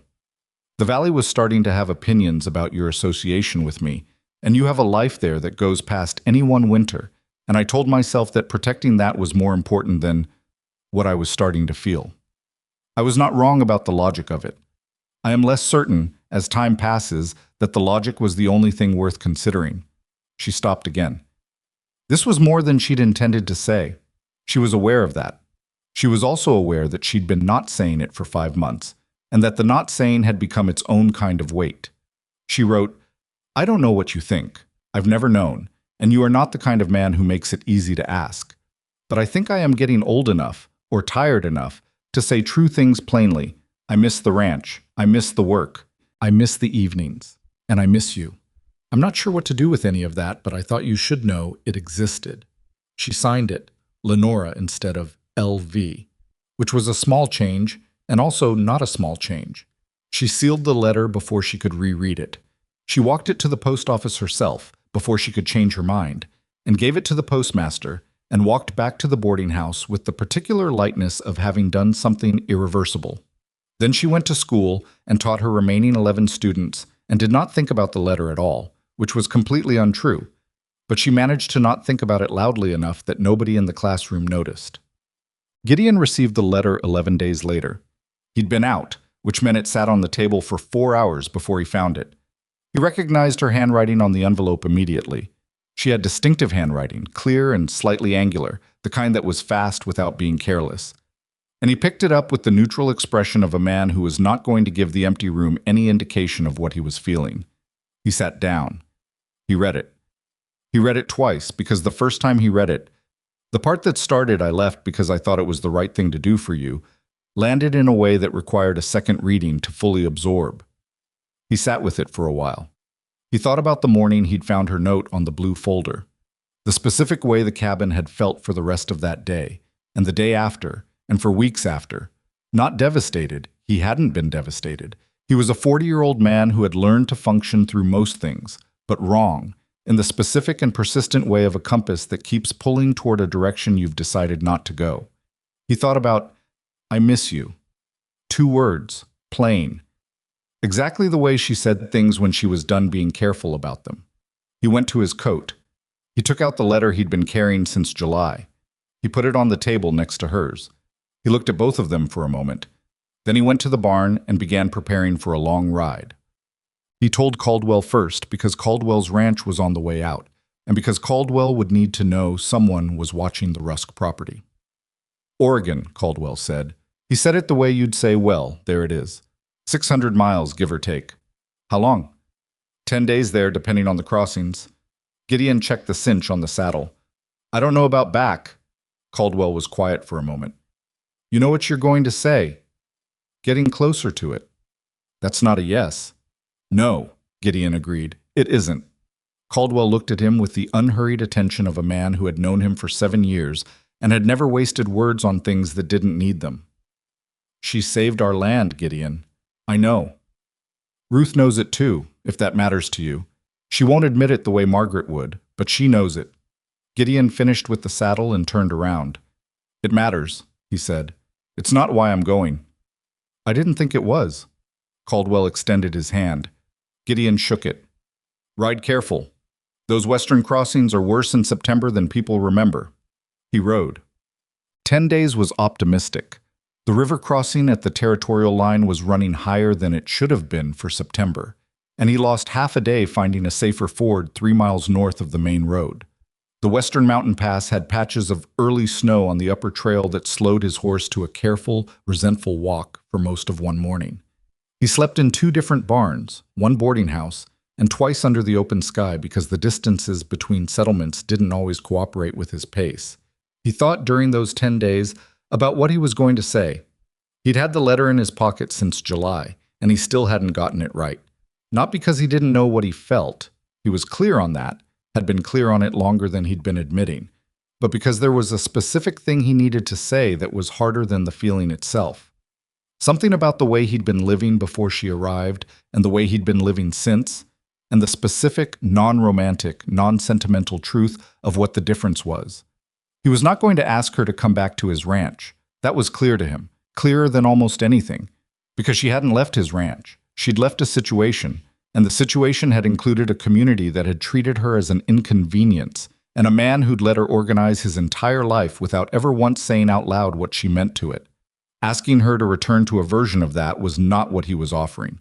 What he was offering was harder to put in words, which was why it needed to be said in person. He crossed into Oregon on the 9th day. Cedar Hollow was a day's ride from the crossing.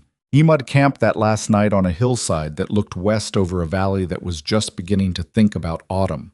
The trees still green, but with that slightly tired green of late summer, the light coming in low and golden, the air carrying the first real edge of the season's change. He made a small fire and ate trail food and thought about very little, which was rare for him.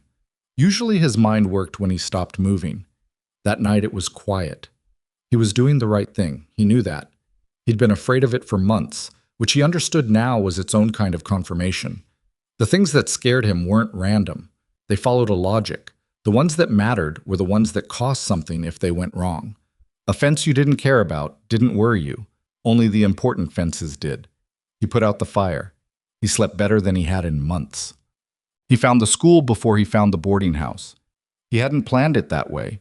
He'd asked for directions in town and had been pointed toward the school as a landmark, and when he came around the corner and saw it, he pulled up his horse without thinking. It was a modest building, wood frame recently rechinked on the south wall.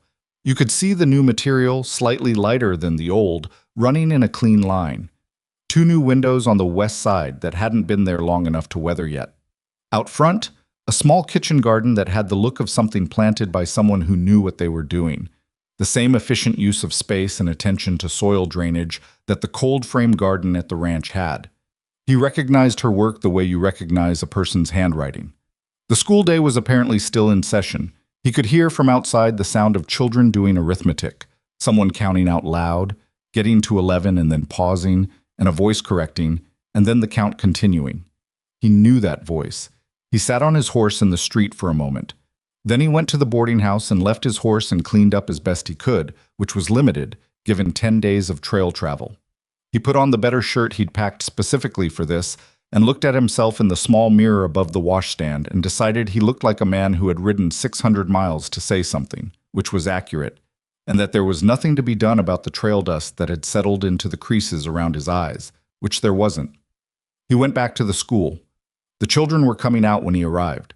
12 of them. 11, he remembered, since the boy Thomas had gone, streaming past him with the energy of people who have been sitting for several hours and are now free.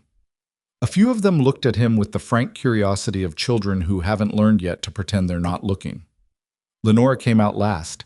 She was talking to a small girl who had apparently lost something and was distressed about it, and Lenora was crouched down to the girl's level, listening with her full attention, and she hadn't seen him yet. She said something to the girl.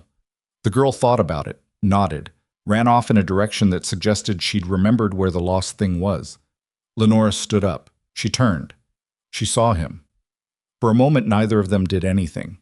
He was standing in the street in front of her school, covered in 10 days of trail evidence, and she was standing in the doorway of the school she'd built with her hands and her persistence and her particular refusal to walk away from things that needed doing. And they looked at each other across 20 feet of September afternoon. Something moved across her face that he couldn't entirely read, which was unusual, because he'd spent months learning to read her face. Not surprise, exactly. Or not only surprise. Something underneath the surprise that had been there before she'd finished registering that he was present at all. "Gideon," she said. "Lenora," he said. A pause. He was aware of how he looked. He'd been aware of it since the mirror, and he'd decided that apologizing for it would be worse than just standing in it. "I rode," he said, unnecessarily. "I can see that." She came down the 2 steps from the school doorway, stopped a few feet from him. "You should have written." "I wrote plenty," he said. "I needed to say the rest of it in person." She looked at him steadily, that direct, steady look that he'd noticed on the first night, in his cabin, when she'd been barely conscious and had still managed to hold his gaze without flinching. "All right," she said. "Come inside. I'll make coffee." The school was empty now, quiet, with the particular quiet of a room that had recently been full of children. Lenora moved around the small attached room, a side room with a stove and a table that served as both a preparation area and a place where she apparently graded papers based on the stack of them, and made coffee with the efficient automatic movements of someone doing something they've done thousands of times. Gideon sat at the table. He looked around the room. The papers. A map of the territories on the wall, with several points marked in pencil. A shelf of books, organized with the same logic as his kitchen shelving after she'd redone it. The most used ones closest to hand, the reference ones at the end where you could find them when you needed them. "The south wall looks good," he said. "Took 2 weeks of meetings to get approved," she said, not turning from the stove. "You'd think I'd ask them to rebuild the entire structure." "Did you?" "I suggested it. They didn't take to that idea." She brought 2 cups to the table and sat down across from him. She had her hands around her cup and she was looking at him with the expression he associated with her when she'd made a decision about how something was going to go and was waiting to see if it matched what actually happened. "You said you needed to say the rest of it in person." "Yes." "Then say it." He looked at his coffee cup. He'd had 10 days and a letter in his pocket for 3 months, and it still took him a moment to locate the start of it. "You left to protect me," he said. "That's what you wrote." "It's what I believed." "I know." He looked up. "You weren't wrong that the valley was talking. You weren't wrong that it reflected on both of us. You thought about the thing from every angle, and you came to a logical conclusion, and you left before dawn, so you wouldn't have to have the conversation." He paused. "That's what you do when something is too important to risk getting wrong." She was very still. "You did it with the Hargrove woman," he said. "You didn't argue. You just picked up your bag. You did it with the survey documents. You didn't show me anything until you were sure. You do the work until you're certain, and then you present it, and then you leave before anyone can tell you it wasn't good enough." She said nothing for a moment. Her hands tightened slightly around the cup. "That's a harder thing to say to someone than I expected," she said quietly. "I know. I'm sorry." He wasn't taking it back. "But I need you to hear the other side of it." He set his cup down. "You said you left to protect me. I need you to understand that while you were doing that, while you were being logical about it, I was sitting in a cabin that smelled like cedar and lavender and looking at a cold-frame garden every morning and not sleeping particularly well." She looked at him. 9 years I slept fine," he said. 9 years of quiet, and I didn't lose a night over it. Then you were there for 6 months, and you left, and the quiet is different now.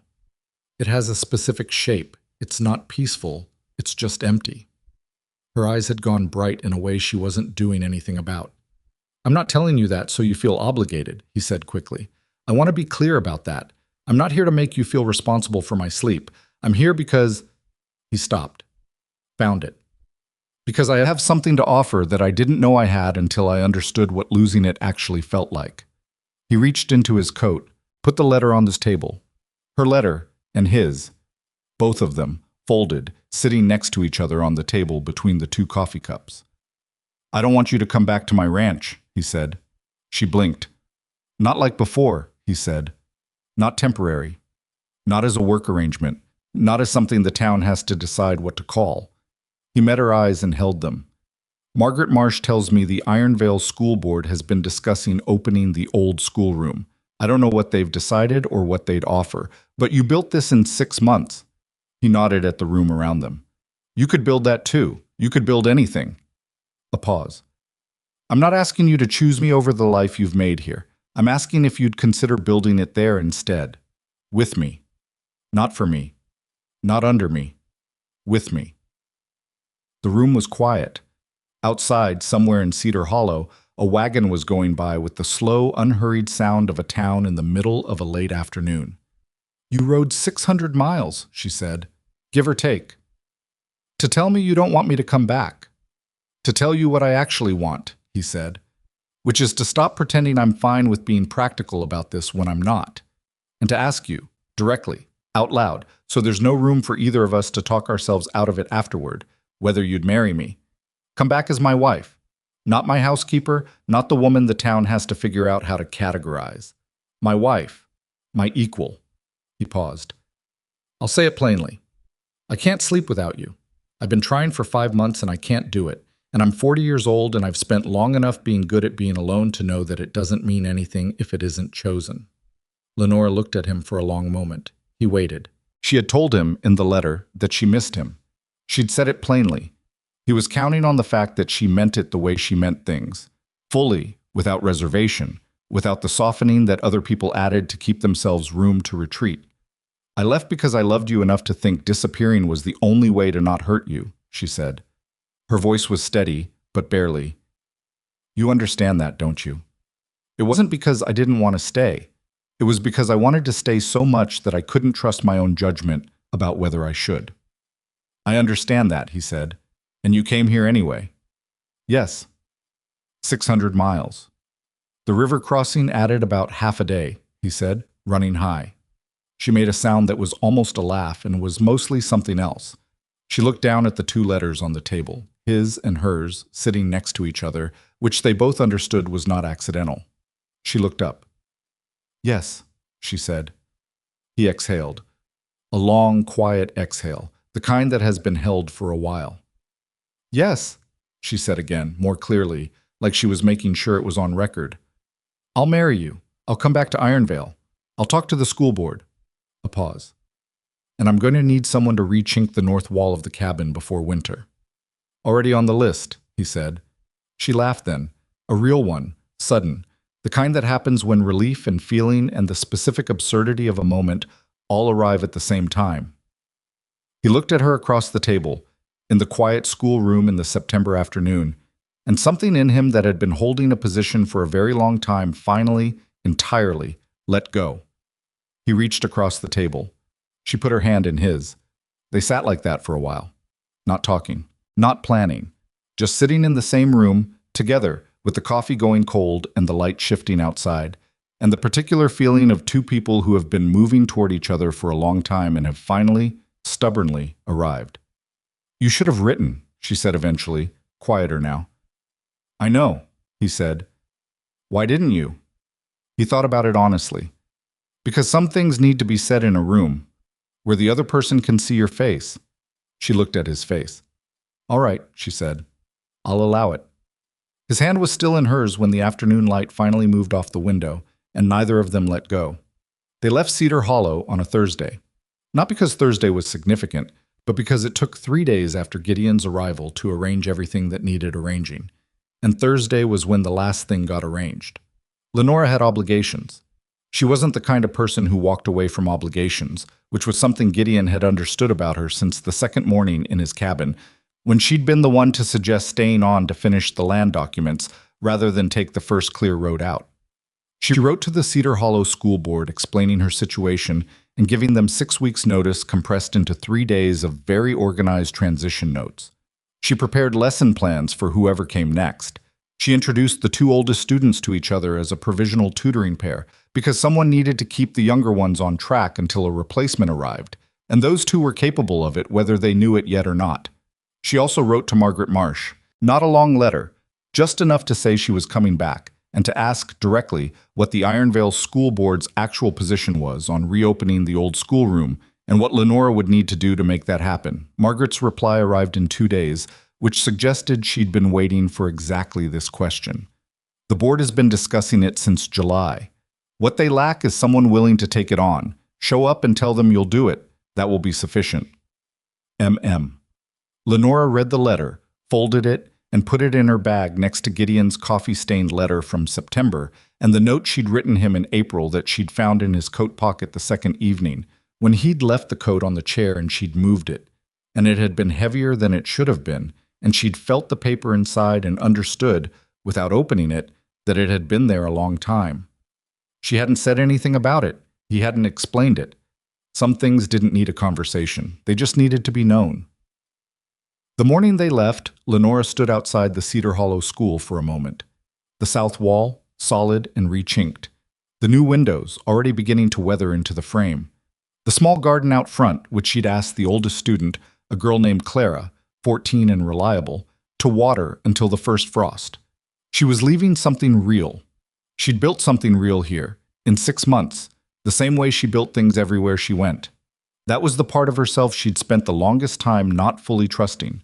Not the capability, she'd always known she was capable, but the question of whether capability without stability was enough. Whether building things in other people's spaces and then moving on was actually a life, or just an extended performance of usefulness, designed to justify her continued existence in places where she was never quite certain she was allowed to stay.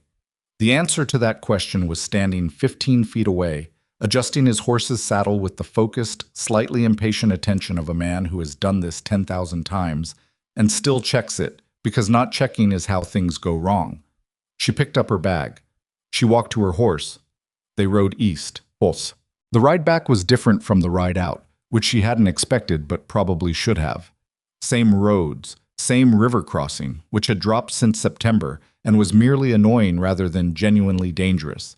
Same mountain pass, with the early snow now proper snow that had to be taken carefully and slowly, and with regular attention to where the horses were putting their feet. But different. On the way out, on the way to Cedar Hollow in April, on the wagon with her bag and her wages, and the organized copy of the land analysis and the half-written note already forming in her mind. She'd been traveling towards something uncertain. She'd had the teaching position, yes, and the terms had been clear, but the larger shape of what came after had been genuinely open. She hadn't known, in April, whether she would be back. She'd told herself she wouldn't, which had been the sensible position, the self-protective one, the position that didn't require hoping for something that might not happen. Now she was traveling towards something she'd agreed to out loud, in a room, while holding someone's hand.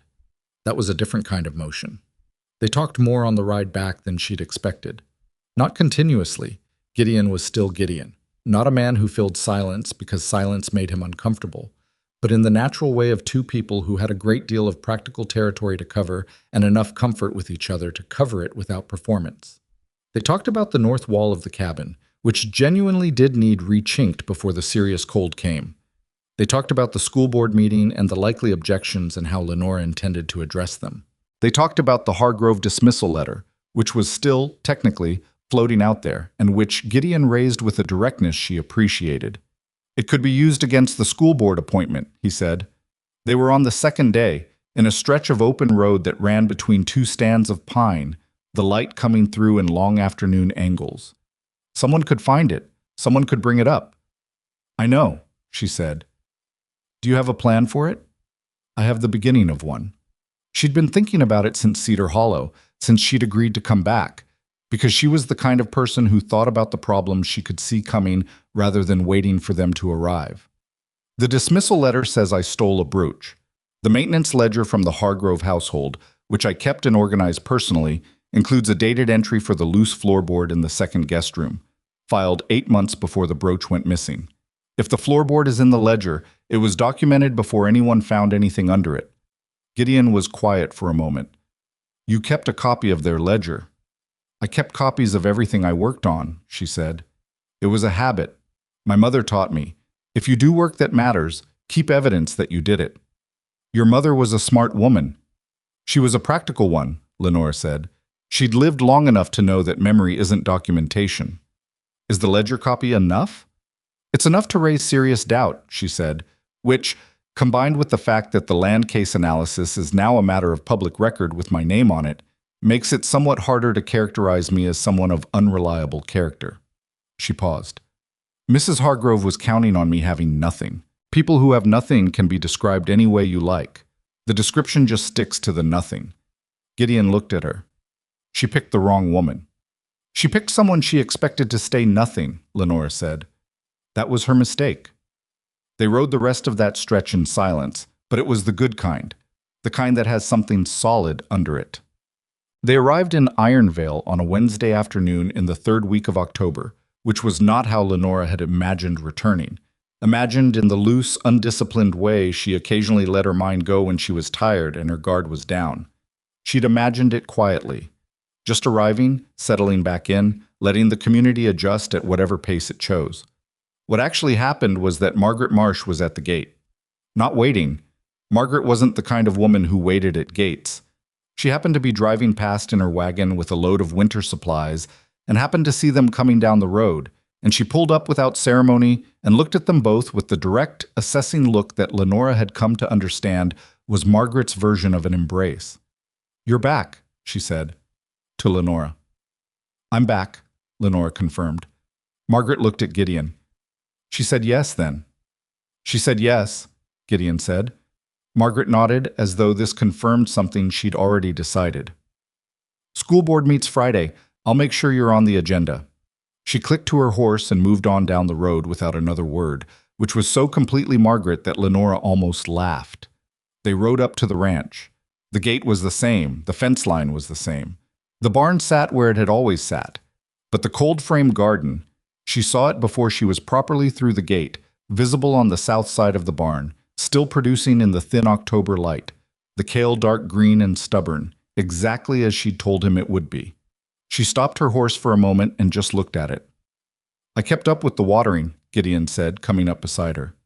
"I can see that." "Made mistakes in June, lost 2 rows of the spinach." "It happens. You would have known what to do." "You figured it out," she said. He looked at the garden, then at her. "I had your notes." She had left notes. 2 pages of them, tucked into the garden planning folder, covering every likely problem in seasonal order. She'd written them at 2 in the morning the night before she left, when she should have been sleeping, because she'd been worried about the spinach in an unseasonably warm June. She hadn't told him that. "Come inside," he said. "I'll put coffee on." She got down from her horse. She walked through the door of the cabin. It smelled like wood smoke and coffee and the faint cedar that lived permanently in the walls. And she stood in the doorway for a moment with her bag in her hand and the October light coming in behind her, and she let herself feel what she felt, which was home. Simply and without apology, home.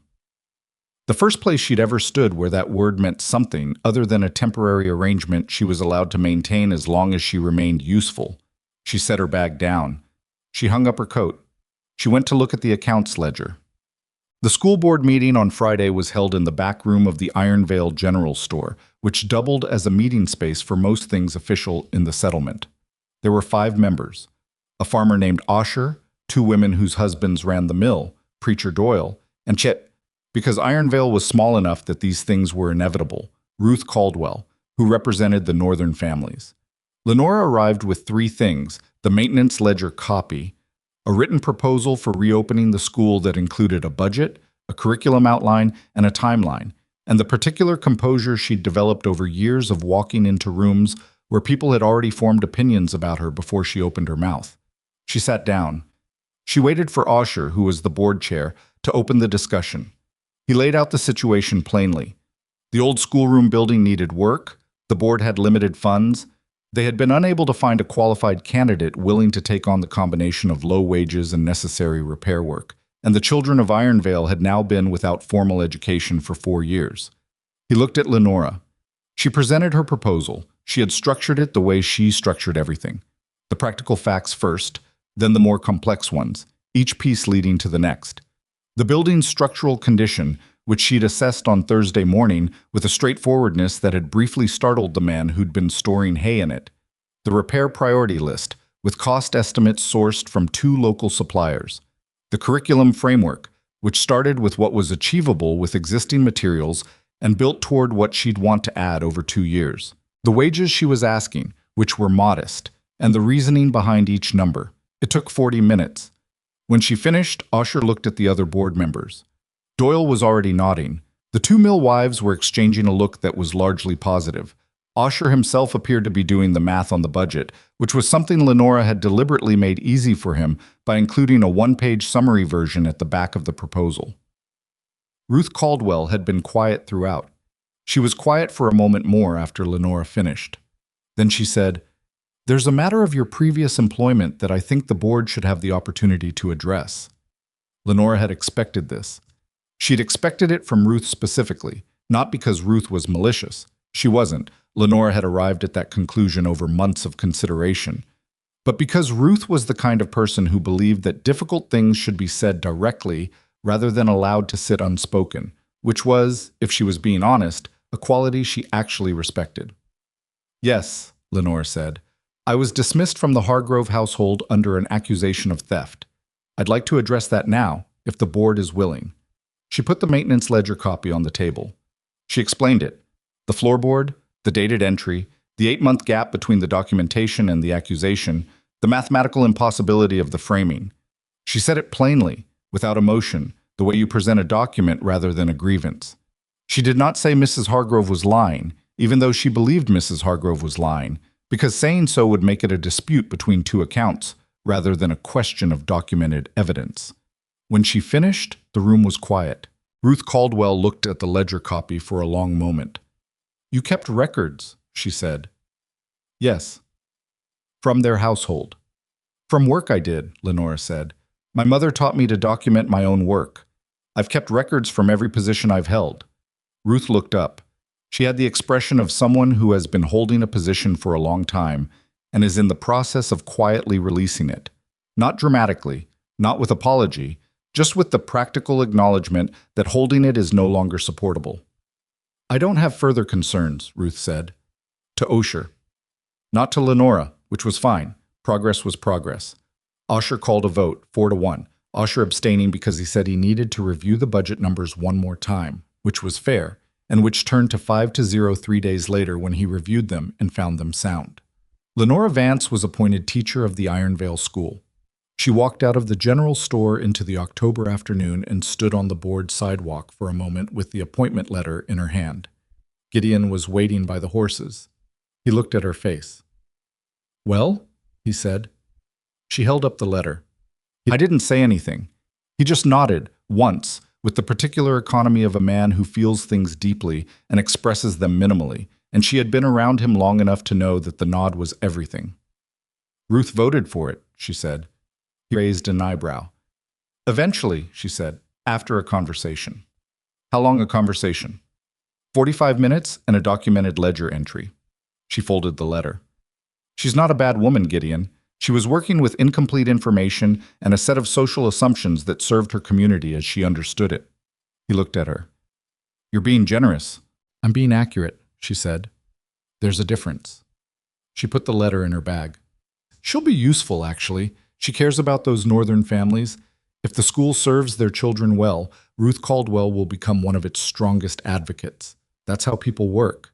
He thought about that for a moment. "You've already thought about how to work with her."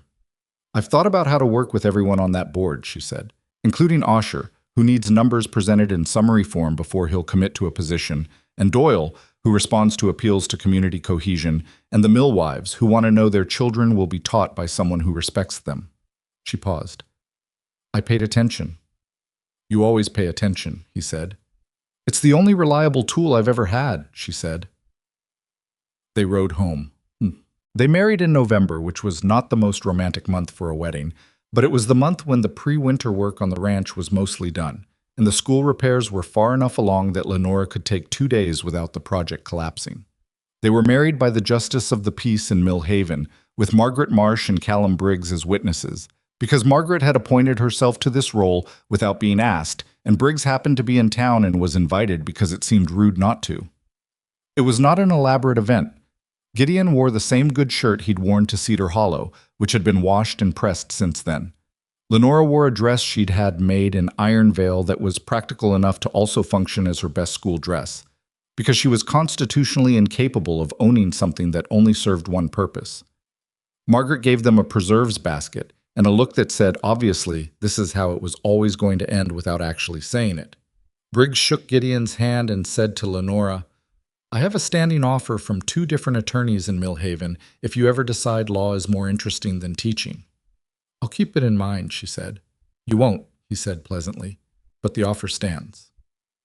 They drove back to Ironvale in the wagon in the late afternoon, not talking much, which was appropriate. Some things didn't need to be narrated. The light came in low and gold across the valley the way it did in November, and the mountains to the north had snow on their upper faces, and the road home was familiar enough that the horses knew it without instruction.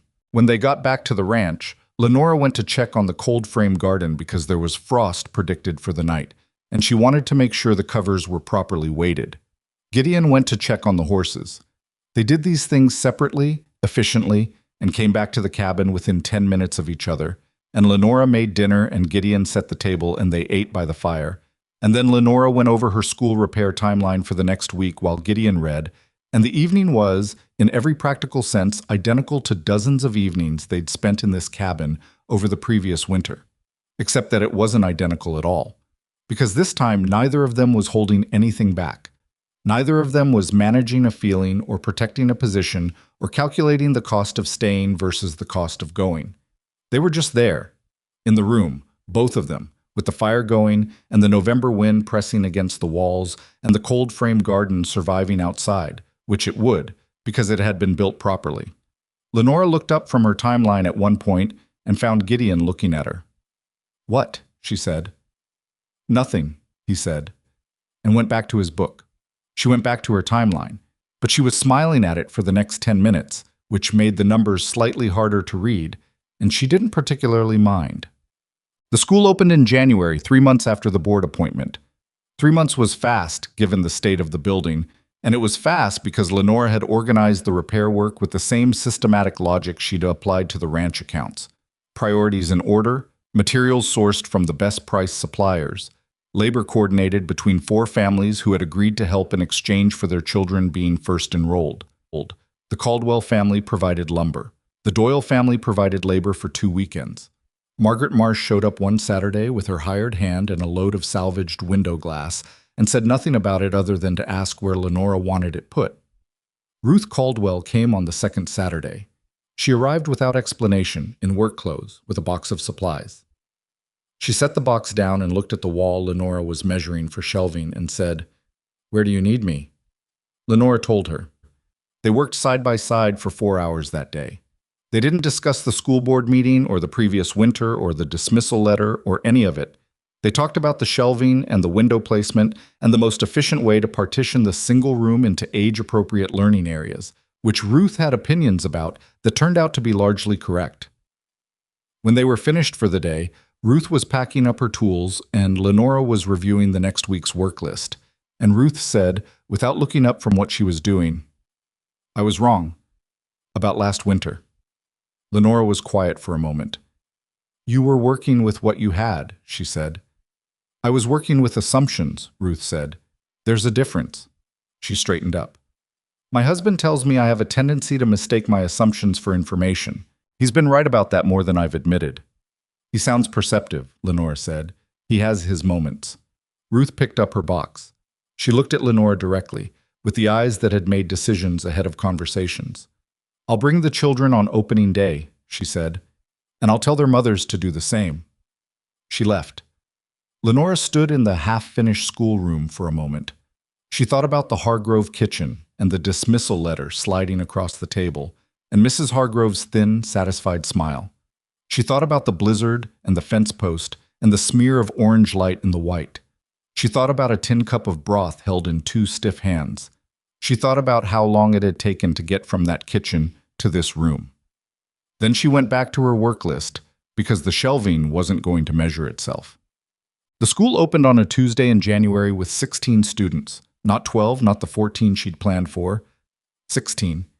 Because 2 families had asked at the last moment if their children could be added, and Lenora had said yes, and then spent one evening reconfiguring the seating plan to make it work, which it did.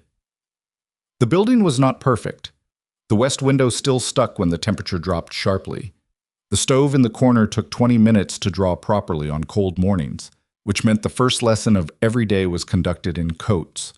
The floor had 2 boards that needed replacing and hadn't been replaced yet because the lumber order had been delayed. These were real limitations.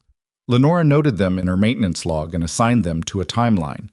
But the room was warm enough, and the children were there, and Lenora stood at the front of it on the first morning and looked at 16 faces, ranging from a solemn 5-year-old who had never been in a formal classroom to a 14-year-old girl who had been reading on her own for years and needed someone to give her harder books, and felt something that she didn't have a precise word for. Not pride, exactly. More like recognition.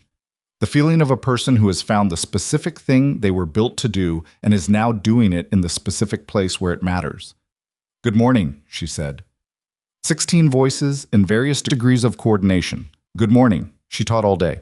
When the students left in the afternoon, she sat at the teacher's desk, a desk that hadn't existed in this room 3 months ago, that she had sourced from a family in the next settlement over who'd had one in a barn, and that Gideon had driven 30 miles to collect without being asked. And she wrote in her daily log.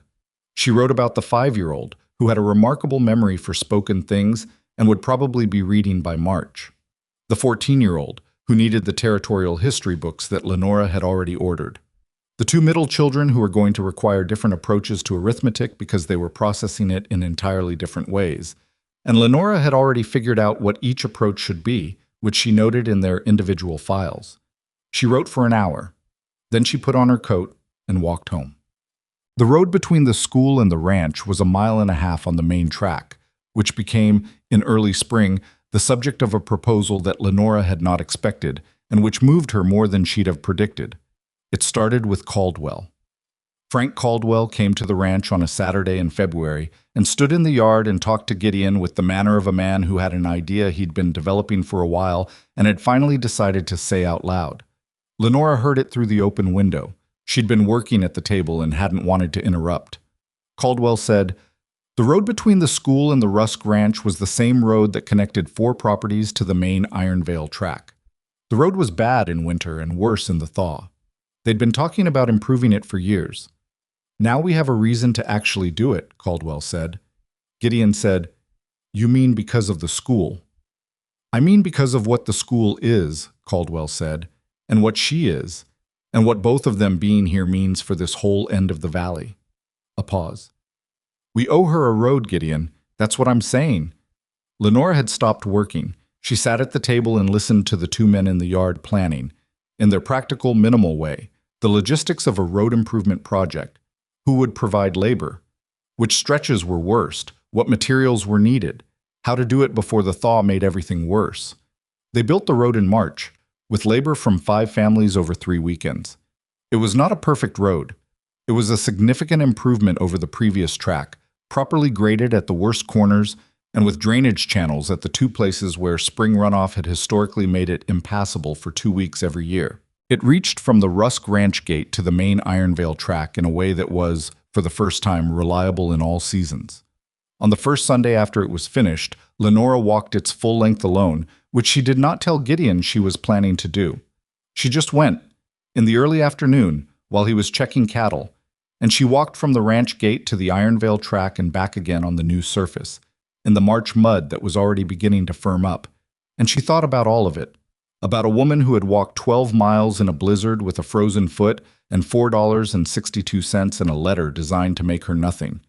About the gate she'd come through half-conscious on that first night. About the fence post she'd held in the white, trying to find her direction. The road hadn't existed then. She'd had to make her way by firelight through a storm. Now there was a road. She'd helped build it in the way she built most things. Not with her hands on the material, but with the analysis and the organizing and the understanding of what was needed and why, which was its own kind of construction. She walked back to the ranch. She made dinner. She didn't mention the walk. But that evening, sitting at the table with the lamp between them and the winter finally losing its grip on the ground outside, she looked up at Gideon and said, "The road is good." He looked up from what he was reading. "It's a good road," she said. He looked at her steadily. He understood she wasn't talking only about the road. He was perceptive, her husband, in the specific way of someone who had spent years paying close attention to the natural world and had discovered that the skill transferred. "Yes," he said. "It is." They left it at that. The second winter came in November and came hard, which was Ironvale's habit and its character. 3 days into the serious cold, a family appeared at the gate, a man and woman and 2 young children, their wagon stuck in a drift a quarter-mile back, the mother with the particular expression of someone who is trying very hard to hold it together in front of the children and is not entirely succeeding. Lenora saw them from the window. She was at the door before Gideon had come in from the barn. She opened it and looked at the woman standing in the cold with a child on each hip, and she recognized in the woman's face something she knew from the inside. The terror of being outside in something dangerous with people depending on you and no certainty of what came next. "Come in," Lenora said. Immediately. No question about who they were or where they were going. "Come in right now and get warm." The woman looked at her. She had the wariness of someone who has had too many doors not open. "We don't want to be a burden," she said. "You're not," Lenora said. "Get the children inside." The woman came in. Lenora got the children by the fire first, then the mother, then went to find Gideon so he and the father could deal with the wagon situation, which they did, in the practical and efficient way of 2 men with the right tools and enough experience to know which problems could actually be solved tonight and which ones needed to wait for morning. The family stayed 2 nights. On the first evening, after the children were asleep, the mother, her name was Dora, she was 26, they were heading to a sister's homestead 3 settlements west, sat by the fire with Lenora and said, "I didn't think anyone would answer the door." "Why not?" Lenora asked. Dora looked at the fire. "You hear things, people being turned away, especially," she stopped, "especially people who look like they need something," Lenora said. "Yes." Lenora looked at the fire too for a moment, at the same fire she'd sat beside on the first night, 11 months and a lifetime ago, holding a tin cup in both hands. "I was where you are," she said. "Not this specific situation, but close enough." She looked at Dora. "Someone opened the door for me. That matters." It kept mattering. It became the thing everything else built on. Dora didn't say anything for a while. Then she said, "You built all this?" Lenora looked around the room. The reorganized shelving, the lamp she'd chosen to replace the old one because it gave better light for reading, the accounts ledger on the side table, current to the week, the child's coat hung by the door, one of hers, actually, that she'd brought back from Cedar Hollow and which was now functioning as a spare for visiting children because she'd already started keeping spare children's things. "We built it," she said. "That's the honest answer. I came in through the door and I couldn't leave, and eventually the place became mine as much as his." She paused. "It took a while. It was not smooth. There were people who made it harder than it needed to be.